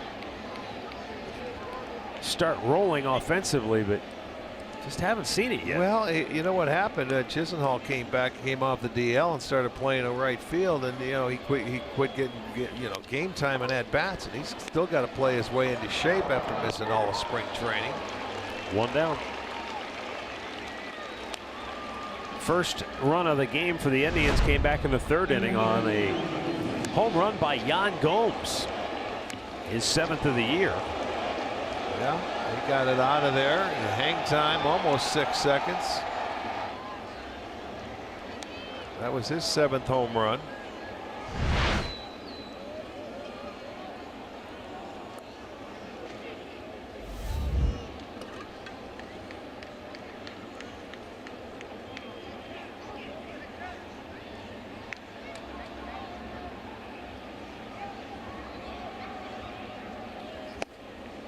Swing and a miss.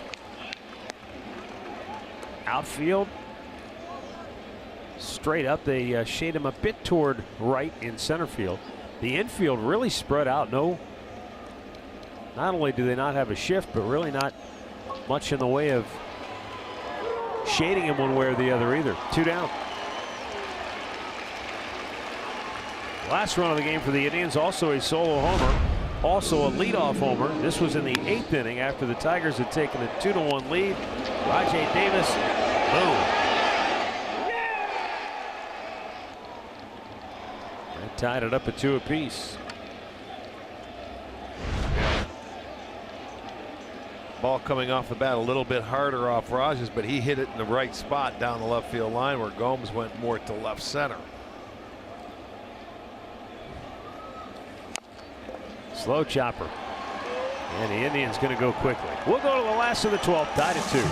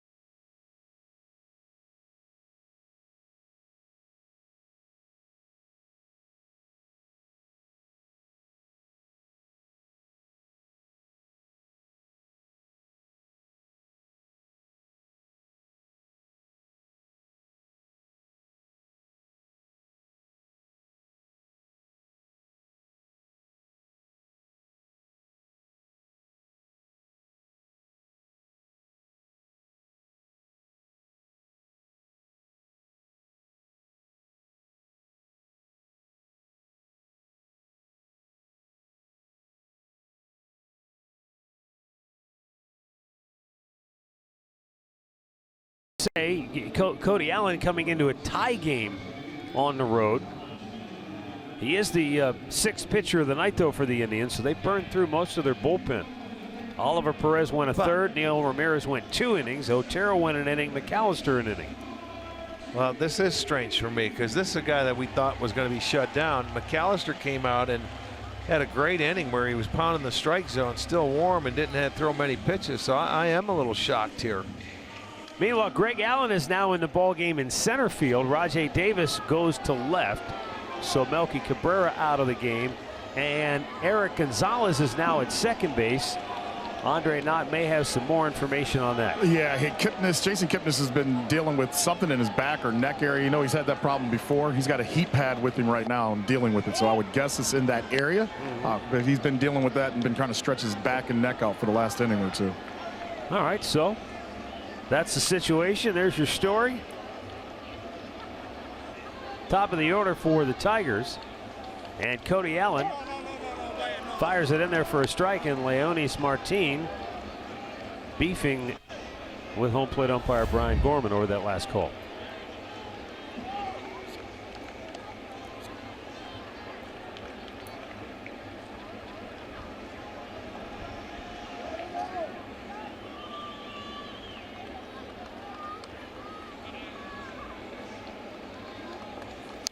Tells you a lot about Cody Allen, too, because I know Terry wanted to stay away from him because he's pitched a lot and he's given you a lot in the last week alone. But obviously, he made it clear to them and passed the lie detector, if you will. There's another phrase for it, but it's not fit for television. And they said, okay, they bought it. That's the trust, man. If he said he can go in there and pitch, then absolutely they trusted him. Cody Allen strikes out Martin, 1 down. Matt Rick is trust, but it's also, remember, he got hit in the foot last night as well, and that was another reason Tito wanted to let him down for the day, to let that foot kind of calm down. But as you guys said, they trust him and they let him get back out there. Let me ask you this, Andre. Did it surprise you? McAllister was throwing the ball well. Well, it surprises me, but it doesn't surprise me that Cody wanted to be in the game either. Well, no, that doesn't surprise me because he would never turn it down. Well, the one thing Tito said last night, he knew when he got Cody up in the 9th inning, he was going to bring him in regardless because he didn't want him in an extra innings game like this. Smashed to short. Lindor, long throw, one hops it, got him. 2 down. Castellanos nabbed by Lindor once again. But the thing Tito said is he didn't want to get Cody up and down several times if it was an extra innings game. That's why he said today he wanted him down and he had him in the 9th no matter what happened in the 9th inning last night. So that's another reason why it's a tad surprising. Castellanos just looks at Lindor. No funny look this time, just kind of snappy. Better try someone else. Yeah.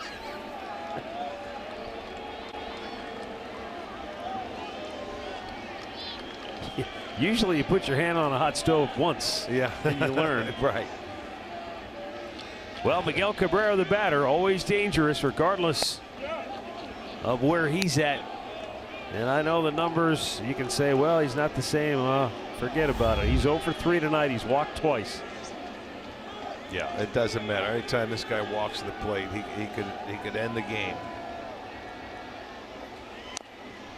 Foul back 0-2.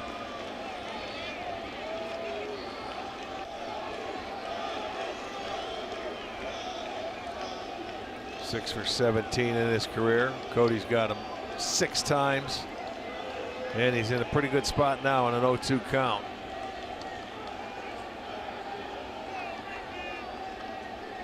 Two-strike offering. Outside. The other thing about Cody Allen that we haven't really talked about is that the whole notion of leadership. Here's a guy that leads by example, by taking the ball. No matter what happened the day before, blown save, 1-2-3 save, he's right back out there ready to pitch. Cabrera keeps the inning alive. He doesn't let the bad outings linger and they don't bleed over one into the next. He's able to put it behind him and move on. And I know short memory. Yeah, you have to do that if you're going to be a closer, but it's not easy. Threw him a high fastball right there, and Cabrera was waiting for it. You know, he had 3 curveballs to start with, and he didn't miss the fastball, did he? Good hitters, when they get their pitch, they hit it.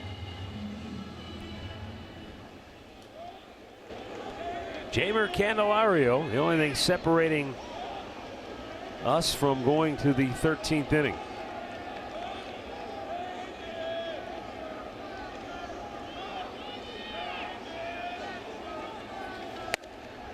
In off the play, ball 1.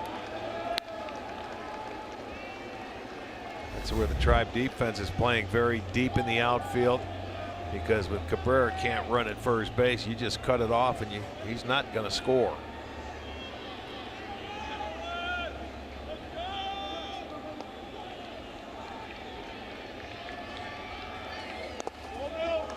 Yeah, I was thinking what Ron Gardenhire might have done in that situation. With 2 outs, he figures, I'm just going to stay with Cabrera.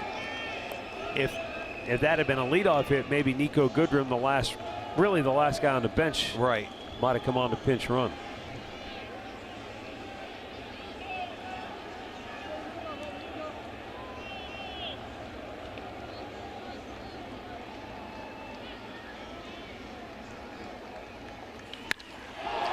Deep right field, good night.